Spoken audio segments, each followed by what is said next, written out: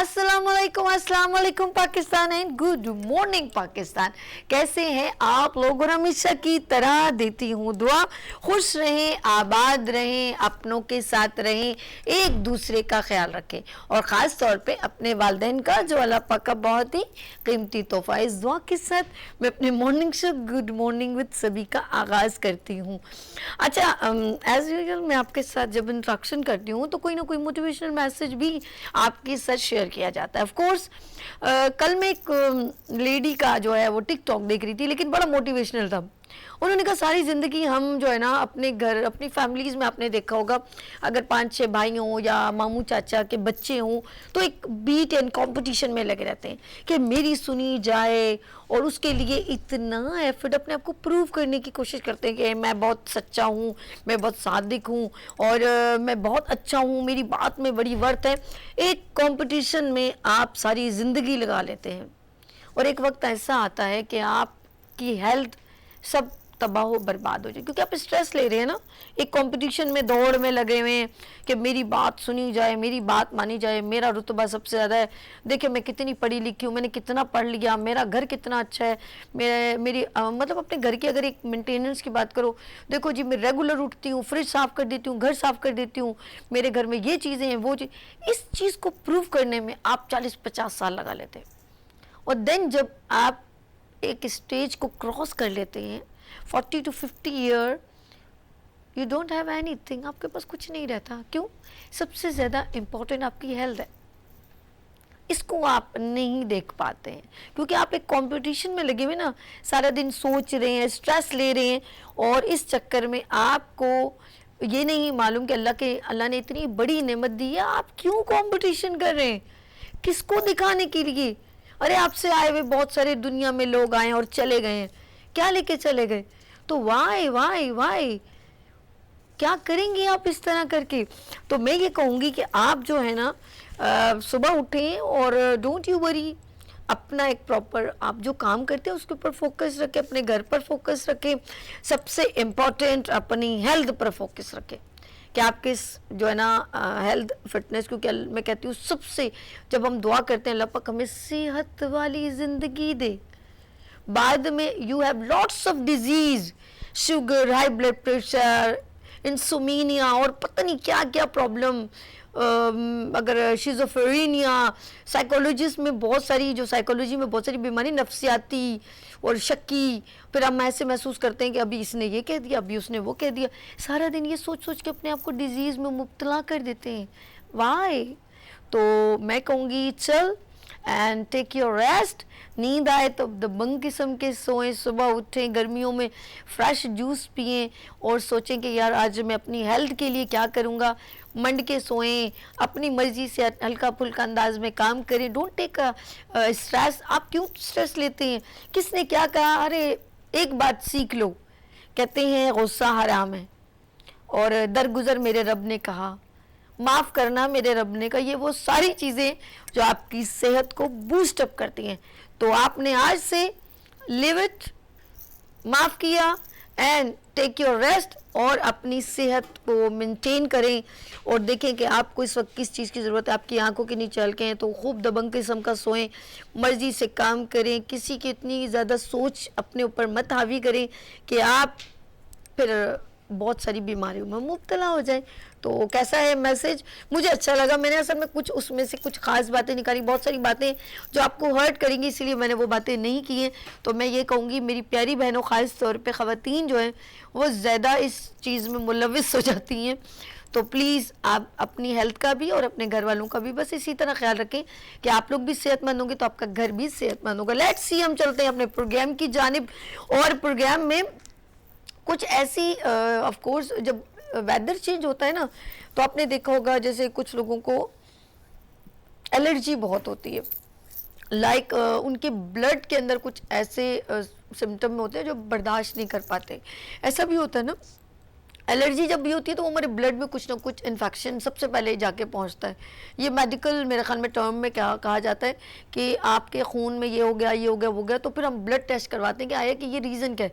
अगर वो एक बार आप किसी कंसल्टेंट के पास जाते हैं, वो एक बार ट्रीटमेंट करते हैं और फिर वो दोबारा आपको इंडिकेशन करिए, दोबारा अपेयर हो रही है, तो हम फिर डॉक्टर के पास जाते, डॉक्टर कहता है अब आपको ब्लड टेस्ट करना पड़ेगा कि कोई प्रॉब्लम है आपको।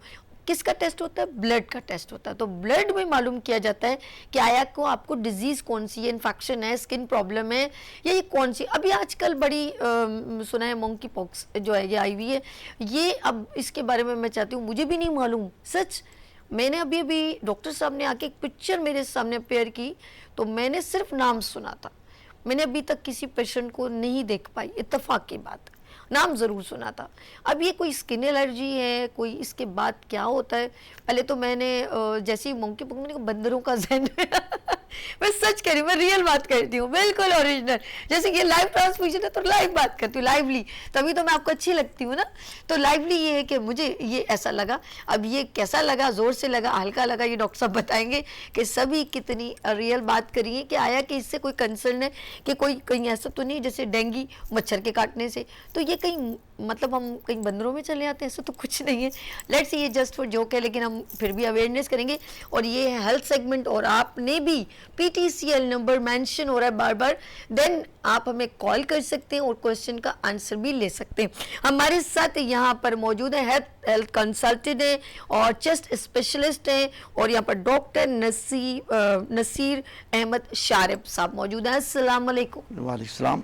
कैसे हैं डॉक्टर साहब? जी अल्हम्दुलिल्लाह बिल्कुल ठीक हूँ। और वाकई आपने आज का जो टॉपिक जिसका इंतखाब किया, मंकी पॉक्स वायरस, बिल्कुल हॉट इशू है पूरे पाकिस्तान के अंदर, और एक बर्निंग क्वेश्चन की तरह कहीं भी हम जाते हैं तो जो भी शख्स मिलता है सबसे पहले यही पूछता है कि डॉक्टर साहब ये बताइए ये मंकी पॉक्स क्या है, कहीं इसमें इंसान बंदर की तरह तो नहीं बनता। तो अच्छा। बिल्कुल है। तो इस सिलसिले में बाज़ ये कहते हैं कि यार बिल्कुल नई बीमारी है, तो नो डाउट कि मंकी पॉक्स की जो इस्तिलाह है वो सोसाइटी में मीडिया के थ्रू जो है लोगों को नहीं लगती है, लेकिन रियली इसमें होता ये है कि ये डिकेड से जो है मंकी पॉक्स वायरस जो है वो मौजूद है। अच्छा, ये वायरस है? ये वायरस है, मंकी पॉक्स वायरस है। और 1958 या 1960 में ये साउथ अफ्रीका में फर्स्ट टाइम जो आइसोलेट हुआ था मनकीज से। तो जो फर्स्ट ह्यूमन जो इन्फेक्शन जिसने एक्वायर किया वो मनकीज से किया था। अच्छा। तो that's why it is called as monkey pox virus. तो ये है। तो स्टार्ट में जो इसके वेरिएंट थे, यानी ऐसे वायरस थे जो इससे रिलेट करते थे, वो एनिमल टू ह्यूमन लगते थे, यानी मंकी से डिजीज जो थी ह्यूमन में ट्रांसफर होती थी। लेकिन अब जो वेरिएंट इसके आए, ठीक है, उसमें वायरस ने ह्यूमन टू ह्यूमन जो है स्विच किया अपने आप को, यानी इंसान से इंसान में इस मुंतकिल होती है। तो इसमें खौफजदा होने की कोई ज़रूरत नहीं है, कोई इतनी जानलेवा बीमारी नहीं है, कोई सांस के जरिए से दूसरे शख्स को ये नहीं लगती। अच्छा, टच करने से भी नहीं होती? नहीं, टच कॉन्टेजियस तो लगती है। तो सबसे अच्छा, पहले हम किसी से अगर किसी को ये डिजीज है, हम उससे शेक हैंड करें, गले मिले, तो वो ट्रांसफर हो सकता है? Let me complete. ओके। तो इसमें सबसे पहले मैं तारुफ करवा दूं मंकी पॉक्स वायरस का कि ये एक DNA वायरस है। और काफ़ी बड़े साइज का वायरस होता है।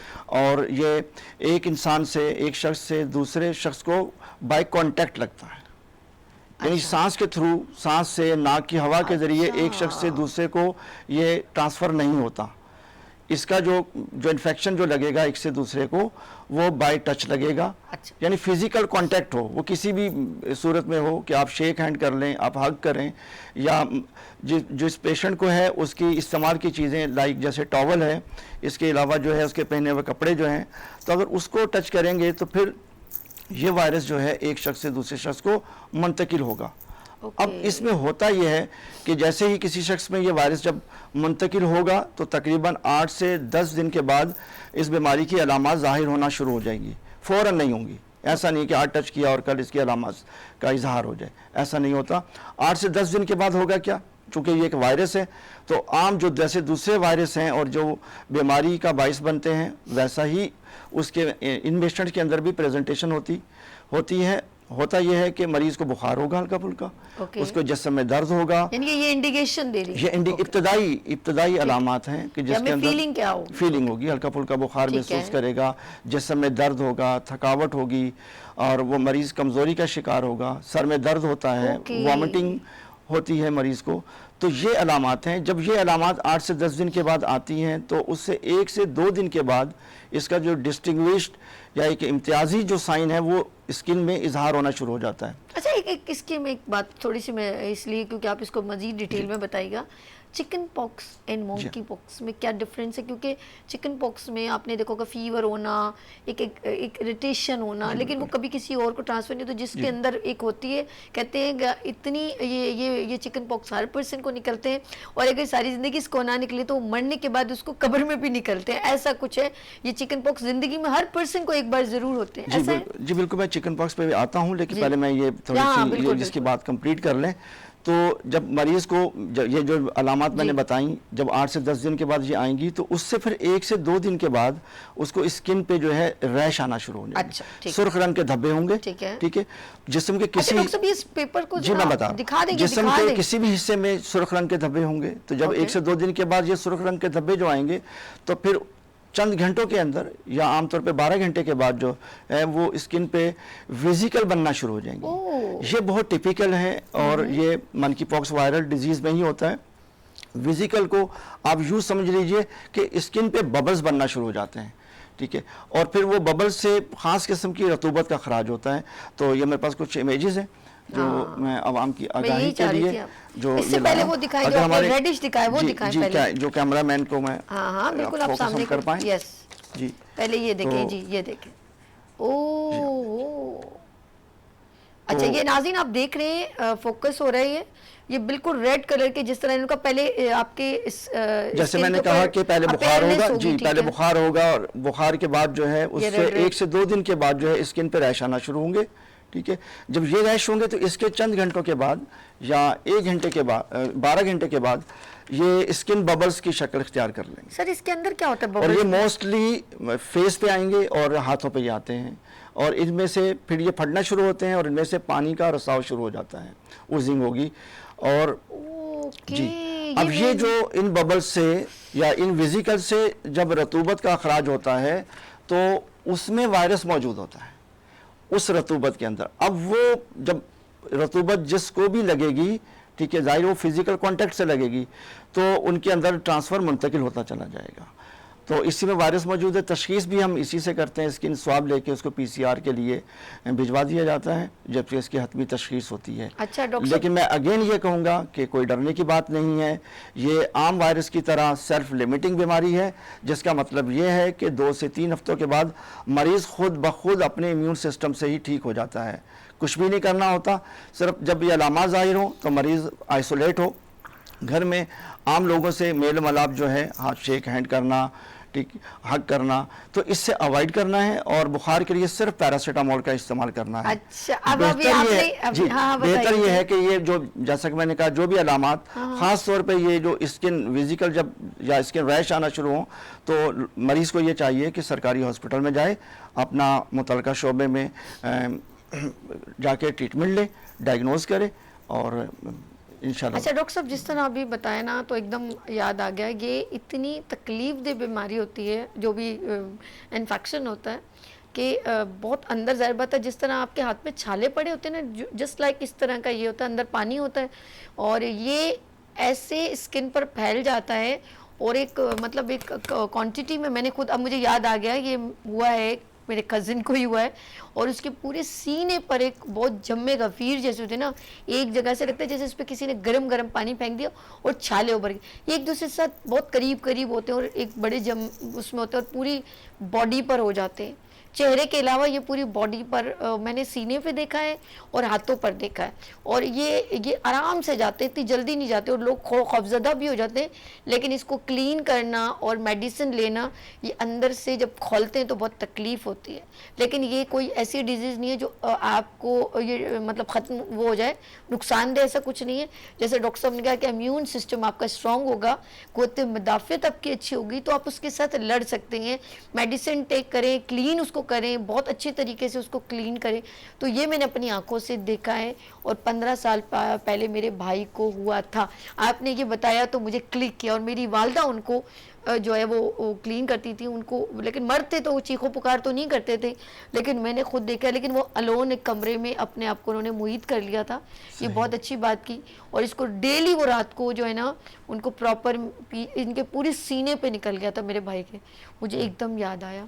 हाँ, मेरे से लेकिन बिल्कुल बिल्कुल कोई ये वायरस तो हो होगा। ठीक भी हो लेकिन सकता है। पाकिस्तान में ये पहली दफा रिपोर्ट हुआ है। 1-1.5 महीने में ठीक हो गए थे। जी, पाकिस्तान में जो मंकी पॉक्स वायरस है ये फर्स्ट टाइम रिपोर्ट हुआ है। वो भी हार्डली 2 से 3 केसेस हैं, और उन्होंने भी इस बीमारी को यानी पाकिस्तान से एक्वायर नहीं किया, किसी से अच्छा। इंपोर्ट किया है। वो सऊदी अरबिया से आए थे, और पहला केस 17 अप्रैल को तशखीस हुआ था जो सऊदी अरब से आया। अच्छा। और अल्हम्दुलिल्लाह वो तीनों पेशेंट जो हैं वो अब मुकम्मल सेहतयाब हैं और घरों को रवाना अच्छा, हो गए हैं। इतना पाकिस्तान में ये इतना वायरल ये बिल्कुल भी नहीं है, और मजीद अल्लाह का केस शुक्र अब है। ये रिपोर्ट भी नहीं हो रहा मजीद। ये वो 3 हार्डली 2 से 3 केसेस से, वो खत्म हो लेकिन जी वो भी एक यानी उन्होंने इंपोर्ट किया था सऊदी अरब से, वो आए थे पेशेंट, वहाँ से वो अच्छा। डिजीज को लाए थे। मजीद और केसेस रिपोर्ट नहीं हुए, और वो खुद भी ठीक हो चुके हैं। तो बेहतरीन। सिर्फ 0 पॉइंट जो तहकीक से बात साबित है कि सिर्फ 0.4% लोगों में ये पेचीदगी की शक्ल इख्तियार करता है, और वो भी उन लोगों में जिनका कुव्वत मुदाफ़ियती निज़ाम कमज़ोर होता है। सही। और वो कौन लोग हैं? जिनकी उम्र जो है 65 ईयर से ज़्यादा हो, जो डायबिटिक हों, या किसी भी वजह से वो स्टीरॉइड का इस्तेमाल कर रहे हों, या उनको क्रोनिक लीवर या रीनल गुर्दों की बीमारी हो, या वो कैंसर के मरीज़ हों। अच्छा। तो उनके अंदर जो इम्कान होता है कि ये पेचीदगी की शक्ल इख्तियार करता है। अदरवाइज़ जैसा कि मैंने पहले कहा कि 2 से 3 हफ्तों के बाद जो है मरीज़ बिल्कुल ठीक हो जाता है। और ये जो हमने स्किन बबल्स या वेसिकल्स का जो इमेज दिखाया, जो इस तरह के बनते बहुत हैं, dangerous लग जी रहा हाँ, तो 3 हफ्तों के बाद ये खुद ब खुद खुश्क होना शुरू हो जाते अच्छा, हैं। हाँ बिल्कुल ऐसे ही। पानी का रसाव जो है उसे बंद हो बिल्कुल, जाता है, बिल्कुल सही। और ये स्लफ्ड ऑफ हो जाते हैं, यानी खुद ही झड़ जाते हैं, और मरीज ठीक हो जाता है। बस ये कि जरा सा स्ट्रॉन्ग ये होना है कि चाहिए। जी बिल्कुल कुव्वत मुदाफ़ियत स्ट्रॉन्ग इसकी होनी चाहिए, और वो कुव्वत मुदाफ़ियत को स्ट्रॉन्ग हम अच्छा, कैसे आपने कर क्यों सेलेक्ट किया आज का टॉपिक, क्योंकि ये भी बड़ी काउंट है कि आज आपने खुद कहा कि हम इस पर मंकी पॉक्स पे बात करेंगे, कि हम तो अवेयरनेस के लिए ज़ाहिर बात है सोच होती है, तो क्या आपके सामने कोई इंडिकेशन हुई कि इसके बारे में डिस्कस हुआ, तो आपने कहा कि नाजरीन को बताना चाहिए? देखिए जी, जैसे ही पहला केस रिपोर्ट हुआ मंकी जी, जी। पॉक्स हवाले से, जी, तो जी। एक तो इसका नाम बहुत यूनिक है। ठीक है। जी हाँ, और मीडिया ने इसको बहुत ज़्यादा हाईलाइट किया, तो लोगों में पैनिक फैल गया।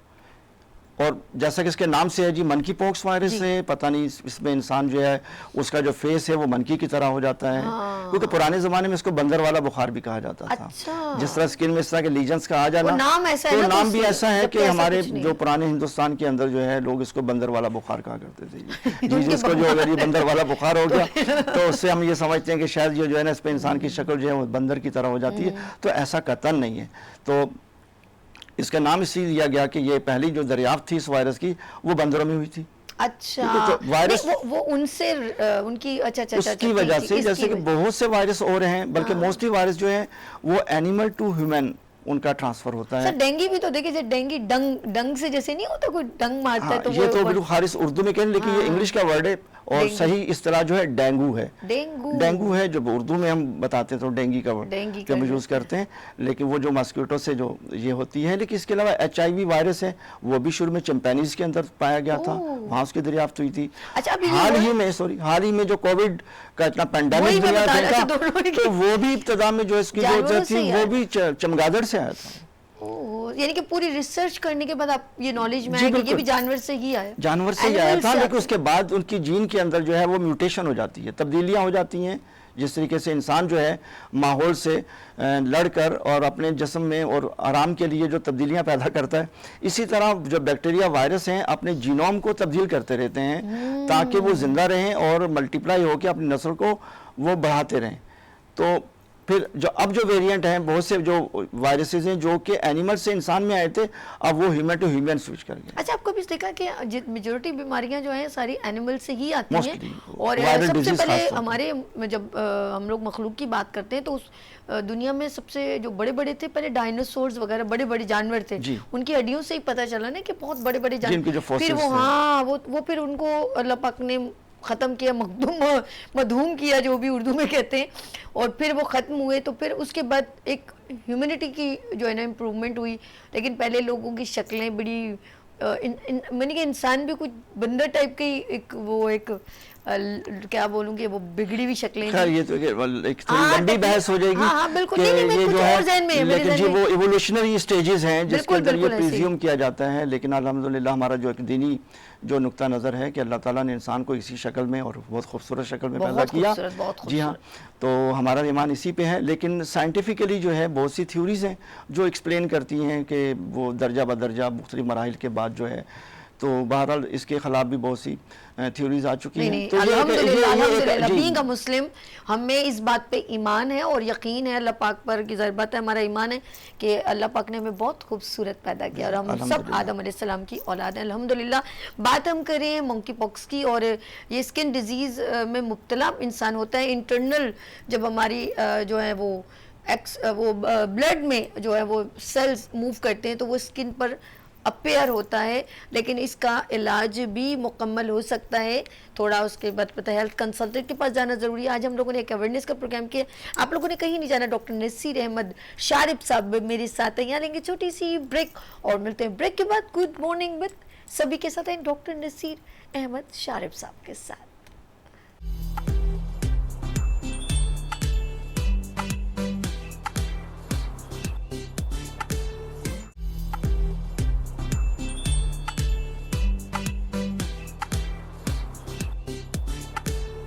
Welcome again, good morning with सभी, एक बार फिर आपकी खिदमत में।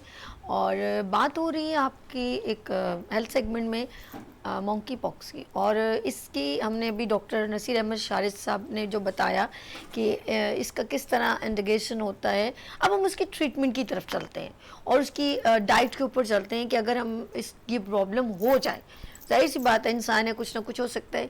अब हम इसकी सॉल्यूशन क्या है, हम इसको मेडिसिन, कोई इसका वैक्सीन, इंजेक्शन, किस तरीके से हम इसको ट्रीट कर सकते हैं और अपनी डाइट में क्या इस्तेमाल कर सकते हैं। एक बार फिर मैं वेलकम करती हूँ डॉक्टर नसीर अहमद शारिब साहब को। जी डॉक्टर साहब, मैं एक बार फिर खुशामदीद कहती हूँ। और हम बात करें अपने बहुत डिटेल में, आपने बताया कि इसकी किस तरह इंडिकेशंस होती हैं और कैसे ये अपीयर हो जाता है और कौन सा वायरल। अब इसकी हम प्रिकॉशन पे भी चलते हैं और ट्रीटमेंट की तरफ चलते हैं, हम इसे कैसे ट्रीट कर सकते हैं। सभी मैंने अपने जैसे जी। गुफ्तगू के दौरान पहले कहा कि ये वायरल इलनेस है, और मोस्टली वायरल इलनेस जो है ख़ास तौर पे मंकी पॉक्स की बात कर रहे हैं या चिकन पॉक्स की, ये 2 से 3 हफ्तों के बाद सेल्फ लिमिटेड हो जाते हैं, यानी खुद ब खुद ठीक हो जाते हैं। किसी भी ख़ास मेडिसिन की इसमें ज़रूरत नहीं होती। इसमें सिर्फ पैरासीटामोल का बुखार के लिए, जिस्म दर्द है, सर दर्द है, तो उसके लिए सिर्फ पैरासीटामोल लेना है और मरीज़ को आइसोलेट होना है। वो घर में भी आइसोलेट हो सकता है, यानी आम मेल मिलाप से वो इज्तनाब करेगा 2 से 3 हफ्ते में, और जैसे ही उसके ये स्किन विजिकल स्किन रैश जो है डिसअपियर हो जाएंगे, बाकी अलामात भी ठीक हो जाएंगी, तो उसके बाद अपना क्वारंटाइन जो है या लोगों के साथ जो समाजी ताल्लुक़ है वो बिल्कुल वो बहाल करें। तो किसी स्पेसिफिक कोई एंटीबायोटिक या एंटीवायरल मेडिसन की ज़रूरत नहीं होती इसके अंदर। और बाकी जो डाइट की आपने बात की है, तो डाइट में बैलेंस डाइट लेगा जिससे इम्यूनिटी बढ़ती है, अपनी मतवाज़न ग़िज़ा ले और रेस्ट करे, अपनी स्लीप उसकी भरपूर होनी चाहिए, फलों का इस्तेमाल करे, तो काफ़ी है ये। इसमें कोई वो नहीं है। और जहाँ तक वैक्सीन की बात है, तो वैक्सीन की अभी वैक्सीन की ज़रूरत नहीं है बिल्कुल भी इसकी, लेकिन वैक्सीन जो है दुनिया में अवेलेबल है, और जो वैक्सीन भी वही है जो पहले किसी दौर में स्मॉल पॉक्स में लगाई जाती थी, चीचक के अंदर लगाते थे। डेनमार्क के अंदर जो है एक manufacturing small pox, chicken pox, एक जी मंकी बिल्कुल, पॉक्स, तो इसमें जो वैक्सीन लगाई जाती है वो स्मॉल पॉक्स की है और डेनमार्क के अंदर मैन्युफैक्चरिंग होती है, लेकिन अभी WHO ने यानी वर्ल्ड हेल्थ ऑर्गेनाइजेशन ने रिकमेंड नहीं किया। इतने केसेस भी नहीं है, बिल्कुल मैंने जैसे कहा तो 2 से 3 केसेस हुए पाकिस्तान में, तो अल्हम्दुलिल्लाह कोई वैक्सीन की नीड नहीं है और ना ही इसकी कोई रिकमेंडेशन हुई है। अच्छा डॉक्टर साहब, ये डिजीज़ अगर हो जाए, ठीक है, उसके बाद हम ट्रीटमेंट भी कर दें, देन क्या पॉसिबल है कि इसको एक बार फिर ये दोबारा हो जाए हमारी बॉडी के अंदर? देखिए, बहुत अच्छा सवाल किया आपने। हमारी बॉडी में अल्लाह ताला ने हमारे मुदाफ़ियती निज़ाम को बहुत इंटेलिजेंट बनाया। जब कोई भी इन्फेक्शन हमारे बॉडी में जाता है, चाहे वो बैक्टीरिया का हो या वायरस का हो, तो उसको ख़िलाफ़ जो मुज़ाहमत तो इम्यून सिस्टम करता है और उस वायरस को ये याद भी रखता है जब क्योंकि इम्यूनिटी डेवलप कर लेता है, अपने आप को पुख्ता कर लेता है, तो नेक्स्ट टाइम जब वो सेम वायरस जब बैक्टीरिया इन्फेक्शन करेगा तो उसकी वो शिद्दत नहीं होगी, क्योंकि उसके ख़िलाफ़ लड़ने वाले जो हमारे वाइट ब्लड सेल हैं या इम्यून सेल जो होते हैं, नेचुरल किलर सेल, तो वो जो एक्टिवेट हुए होते हैं तो वो बीमारी को इतना शिद्दत इख्तियार करने नहीं देते। जैसा कि आपने देखा कि बचपन में हिफाजती इंजेक्शन लगाए जाते हैं, जैसे खसरे का है, ठीक है, तो मीज़ल्स जब आता है और जब जिसको वैक्सीन लगी होती है, जिसका इम्यून सिस्टम बन चुका होता है, तो उसके खिलाफ वो शिद्दत इख्तियार नहीं करता, ठीक है। तो इसलिए तो देखें ना कि जिसको अगर वैक्सीन नहीं भी लगी तो उसमें जब जब मीज़ल्स का होगा, खसरा होगा या कोई भी और जैसे चिकन पॉक्स हुआ, तो शुरू में नए इन्फेक्शन में थोड़ी शिद्दत होगी, फिर हमारा मदाफ़ियती निज़ाम जो है मैच्योर हो जाता है, तो सब्सिक्वेंट नेक्स्ट जब भी उसका इन्फेक्शन होगा तो वो इतनी सीवियरिटी जो होगी उसमें नहीं होती। तो जिस्म जो होता है, इसीलिए कहते हैं कि वो एक ही दफ़ा ज़िंदगी में, जैसे आपने पहले कहा कि जी वो एक दफ़ा ज़रूर वायरस का जो चिकन पॉक्स का है वो निकलता है। जी हाँ, अच्छा, पूरी बॉडी, वो तो जगह जगह पूरी ये बॉडी जनरलाइज पूरी बॉडी के अंदर जो इसके स्किन लीजन्स हो जाते हैं इसके अंदर, बिल्कुल। अच्छा, हम बात कर रहे हैं, आपने मंकी पॉक्स पर बहुत डिटेल में बात की, हमने इसके इंडिकेशंस भी बता दी, इसकी ट्रीटमेंट भी। अब हम डाइट पर चलते हैं जो बहुत ज़रूरी है। कुछ लोग, मैंने देखा चिकन पॉक्स में हमारी वालदा कहती थी, अल्लाह उनको बख्शे, के गर्म चीज़ें मत खाओ ना, उससे ज़्यादा पहले शुरू में कहती थी खाओ कि अच्छा निकल जाए, लेकिन जब उसके बाद शहद, अंडा और ऐसी चीज़ों से हमें अवॉइड करना पड़ता था। बहुत सारी बीमारियां जिसमें जब बीमारी हो जाए, जैसे आपने देखा होगा कुछ लोगों को पीलिया होता है तो उसको गर्म चीज़ों से भी मना करते हैं, तो क्या ये भी डिजीज़ ऐसी है वायरल के हमें कुछ चीज़ों से मना किया, कौन सी डाइट खानी चाहिए, इंपॉर्टेंट चीज़? ये बहुत अच्छा सवाल है आपका।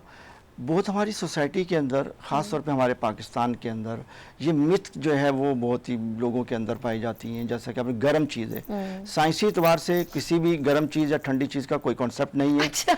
जो चीज़ ज़ुबान को गर्म लगेगी वो गर्म है, अच्छा। जो ज़ुबान को ठंडी लग रही है वो ठंडी है, यानी सेंस ऑफ जो हॉटनेस और कोल्डनेस जो ज़ुबान से होगा, बाय टच होगा, वो चीज़ है। लेकिन तासीर में ठंडक का या किसी ग़िज़ा का गर्म होना वो कतन कोई इसका कॉन्सेप्ट नहीं है, तो लोगों में ये बड़ा फॉल्टी कॉन्सेप्ट पाया जाता है। अच्छा। आमतौर पे हमारी सोसाइटी के अंदर वो चीज़ें जो प्रोटीन वाली होती हैं, ठीक है, जिसकी जिस्म को ज़रूरत भी होती है और हमारे इम्यून सिस्टम या क़ुव्वत मुदाफ़ियत को मजबूत भी बनाती हैं, तो वो प्रोटीन से होता है ज़्यादा, और हम उसी से परहेज़ करके बैठ जाते हैं। मिसाल के तौर पर अंडा है, ठीक है, दूध है, इसके अलावा गोश्त है, फिश है, तो हम इससे अवॉइड करेंगे जी ये गर्म है। हालांकि ये प्रोटीन है और प्रोटीन ही हमारे इम्यूनोग्लोबुलिन्स बनाते हैं, यानी मुदाफ़ियती निज़ाम में जो हमारी अपनी जो एंटीबॉडीज़ हैं जो लड़ती हैं बीमारी से, तो उसके लिए प्रोटीन वाली सोर्स वाली ग़िज़ाओं का लेना ज़रूरी है। बाकी देखिए, इम्यून सिस्टम को एक्टिवेट करने के लिए, बूस्ट अप करने के लिए या उससे मज़ीद पुख्ता करने के लिए अच्छी ग़िज़ा का इस्तेमाल करें। अच्छी ग़िज़ा से मुराद है एक मतवाज़न ग़िज़ा लीजिए जिसमें निशास्ता भी हो, उसमें प्रोटीन भी हो, उसमें फल भी हों, उसमें सब्जियां भी हों, सही, सही। क्योंकि वही हमारा मिनरल का और विटामिन का सोर्स है, और उन्हीं में एंटीऑक्सीडेंट्स फलों में पाए जाते हैं, बिल्कुल, जो बिल्कुल। किसी भी बीमारी से, इवन के कैंसर से भी हमें बचने में मुआविन साबित होते हैं। तो इनका है रेगुलर हल्की फुल्की एक्सरसाइज होनी चाहिए, ये भी हमारे सेहत के लिए बहुत ज़रूरी है। एक्सरसाइज के अलावा नींद का भरपूर इस्तेमाल हो, ज़हनी स्ट्रेस नहीं लेना चाहिए, ठीक है। ये डिप्रेशन, ये एंजाइटी जो है, इससे भी हमारा इम्यून सिस्टम जो है वो मुतासिर बहुत ज़्यादा, और ज़्यादा हम लोग टेंशन लेते हैं तो सबसे पहले कॉन्स्टिपेशन हो जाएगी। बिल्कुल, बहुत सारी चीज़ें हैं, बहुत सारी। जी जी, स्किन डैमेज हो जाती है, ये जो किससे स्किन बहुत डलनेस हो जाएगी, बिल्कुल है, देखिए उसका पूरा फेशियल एक्सप्रेशन आपके उसी से पता एक डिप्रेस का जो होता है, जी हाँ, तो वो चीज़ है। तो बहरहाल कोई स्पेसिफिक डाइट नहीं है कि हम कहें भाई अगर आपको जो है वो मंकी पॉक्स हो गया है या चिकन पॉक्स हो गया तो आप ये पर्टिकुलर डाइट लीजिए, नहीं। जैसा कि मैंने कहा कि बस एक मतवाज़न ग़िज़ा आपको लेनी है। अच्छा, चलिए, तो हम लोग जो मतलब समझदार या उम्र के जो लोग होते हैं वो हैंडल भी कर लेते हैं, अंडरस्टैंड भी करते हैं, लेकिन जो मासूम बच्चों को अगर मैंने देखा है कि वो आगे पीछे के थे, 2 साल 1 साल का उनमें फ़र्क था। वो रिसेंटली जो है ना, 8 से 8-10 साल पुरानी बात है, दुबई से मेरी कज़न आई, उनके बच्चे थे आगे पीछे, कोई 3 साल का, कुछ 4 साल 5, इस तरह डिफरेंट, और एक साथ उनको चिकन पॉक्स हो गया। अब वो बच्चे ज़रा बात है, वो मासूम से दूध किसी ने फीडर पकड़ा हुआ, लेकिन रोए जा रहे। अब बच्चों को इस तरह की डिजीज़ हो जाए तो हैंडल करना कितना मुश्किल होगा। देखिए, वायरल डिजीज़ का ये है कि खासतौर जिनके ज़्यादा बच्चे हैं, या यूँ कहिए जिनकी फैमिली का हर साइज़ का बच्चा मौजूद होता है, बिल्कुल बिल्कुल, आगे पीछे जी बिल्कुल, हाँ। तो एक से दूसरे को लगता है। तो वही जैसे कि जिस बच्चे को हो जाए या जिस फर्द को भी फैमिली में हो जाए जिसमें वायरस का, तो उसको थोड़ा सा आइसोलेट कर देना चाहिए घर के अंदर। दूसरे 4 बच्चों को तो अपनी आंखों से देखा है, उसके 8 साल के बच्चे को भी हुआ, 5 साल के बच्चे को भी हुआ, लेकिन और सभी 2 इसमें साल होता के, यह है कि सबसे जैसे हुआ। ही पहली अलामत का इजहार होता है किसी भी मरीज में, तो वायरस फैमिली के तमाम अफराद को लग चुका होता है।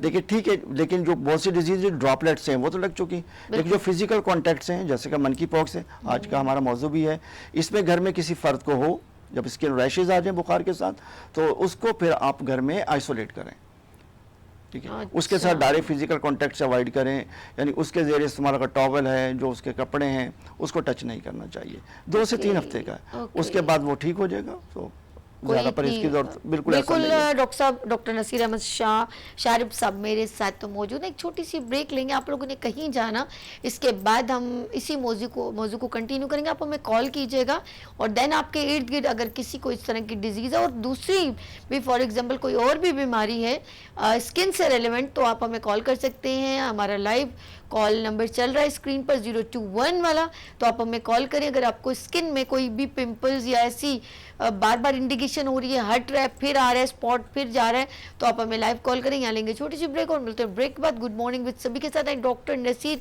अहमद शारिब साहब के साथ।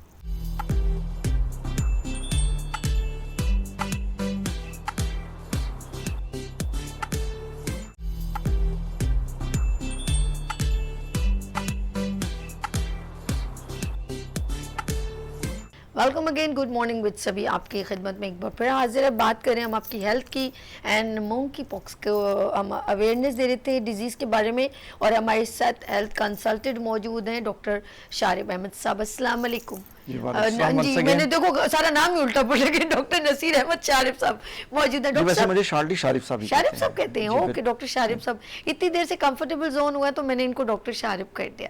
अच्छा जी डॉक्टर साहब, हम बात कर रहे थे, बिल्कुल आपने बहुत डिटेल में आंसर दिए।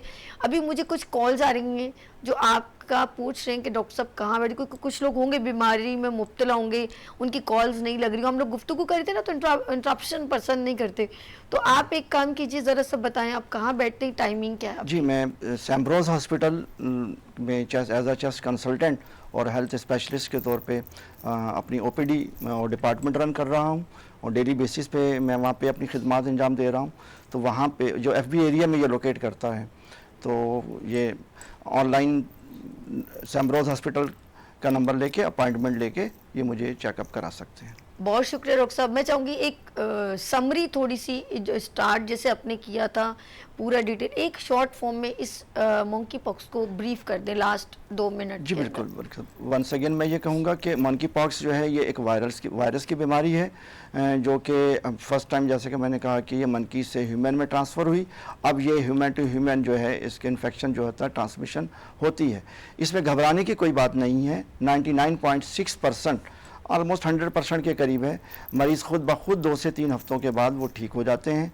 होता इसमें यह है कि इन्फेक्शन जब एक्वायर करता है तो उससे 8 से 10 दिन के बाद स्किन के अंदर पहले बुखार होगा, सर में दर्द होगा, और जिस्म में नकाहत और कमज़ोरी महसूस करता है मरीज़, और उसके बाद फिर स्किन में रैश होना शुरू हो जाते हैं जो कि सुर्ख धब्बों की सूरत में होते हैं। उसके बाद या उससे नेक्स्ट डे पे वो जो सुर्ख धब्बे होते हैं वो स्किन बबल्स या फिंसियाँ बन जाती हैं, जिसको हम मेडिकली वेजिकल्स कहते हैं। फिर उसमें से ख़ास किस्म की रतूबत का अखराज शुरू होता है जो कि 2 से 3 हफ्ते जारी रहता है।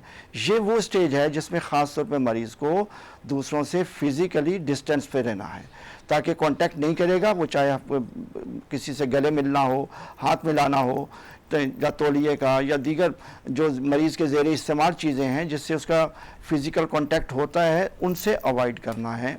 लेकिन खौफज़दा होने की ज़रूरत नहीं है। सिर्फ पैरासीटामोल का इस्तेमाल करेंगे बुखार और जिस्म में दर्द के लिए, और ख़ुद ब खुद 2 से 3 हफ्तों के बाद ये जो विजिकल्स या स्किन रैश जो हैं ये डिसअपियर होना शुरू हो जाएंगे और फिर ये ख़त्म हो जाते हैं। थैंक यू डॉक्टर साहब, कोई घबराने की बात नहीं है। थैंक यू डॉक्टर साहब, बहुत शुक्रिया, आपने बहुत अच्छी डिटेल में ब्रीफिंग दी, और इंशाल्लाह नेक्स्ट वीक फिर हम आपको इनवाइट करेंगे, और thanks for coming been on show. बहुत शुक्रिया। नाज़रीन, आप लोगों ने कहीं नहीं जाना, अभी बहुत सारे सेगमेंट्स हैं जो आपकी अवेयरनेस के, क्योंकि अभी हम एक्सरसाइज लेकर आ रहे हैं, और हमारे साथ कौन होंगे? यस, मैं बताऊंगी। डॉक्टर साहब से तो मिल लिया, अब ज़रा फिटनेस और ट्रेनर से सती साहब से भी मिल लीजिएगा। तो यहाँ लेंगे छोटी सी ब्रेक और मिलते हैं ब्रेक के बाद गुड मॉर्निंग विद सभी के साथ।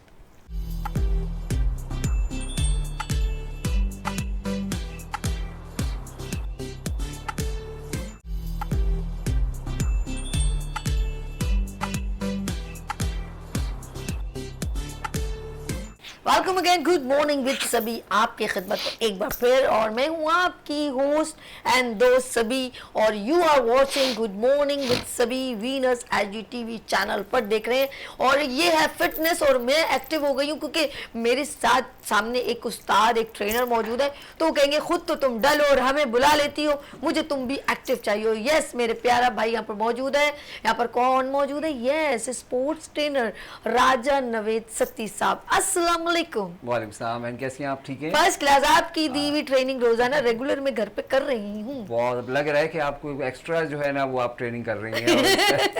नहीं नहीं नहीं नहीं। अच्छा, मैं एक बात नोट की है कि साथ में मैं उनसे भी मिलवा देती हूँ। एक गेस्ट और भी मौजूद है यहाँ पर, मौजूद है ऑफ कोर्स, एक जिम को देख रहे हैं, लुक आफ्टर कर रहे हैं, और यहाँ पर अभी कुछ एक्सरसाइज डेमो के तौर पर भी दिखाएंगे। कदीम खान साहब मौजूद है। अस्सलाम वालेकुम, कैसे ब्रदर? शुक्र अल्हम्दुलिल्लाह, माशाल्लाह, सलमान खान वाली अपने बॉस वाली बॉडी है जी। रियली? तो फिट पहने, लूज क्यों पहनी है?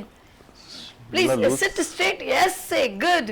देखिए कितनी खूबसूरत है। ये इंजेक्शन से तो नहीं बनाई वो? नहीं, नेचुरल पक्का नेचुरली। अल्लाह पाक सेहत दे, ये अच्छा लगता है बीइंग अ पाकिस्तानी। अल्लाह पाक इन सबको सलामत रखे। अच्छा, बात हो रही है वो एक्सरसाइज, मैंने देखा, नोट किया, तो देन हम इस फोकस, एक नॉर्मल वॉक करते हैं ना, चल रहे होते हैं बाजार में, फील नहीं होता, लेकिन जब आप ये फील करके चले कि यू आर डूइंग एक्सरसाइज, तो आपके एक एक मसल्स मूव कर रहे होते हैं, यू फील। आप एक जम के कदम रख रहे हैं कि मैं वॉक कर रही हूँ, तो आपको एक एक बॉडी फील करता है कि हाँ मुझे यहाँ पेन हो रहा है, यहाँ पे रिलैक्सेशन है। तो देन एक नॉर्मल चलने में और क्यों फर्क होता है यार, ये सो क्लियर कर दें मुझे। देखिए, बड़ी अच्छी चीज़ आपने की। सबसे पहले तो आप शुरू होते हैं जब आप घर से इरादा बनाते हैं कि मैंने कहीं किसी पार्क में जाना है, किसी क्लब में जाना है, या मैंने एक लॉन्ग वॉक पे जाना है, ठीक है?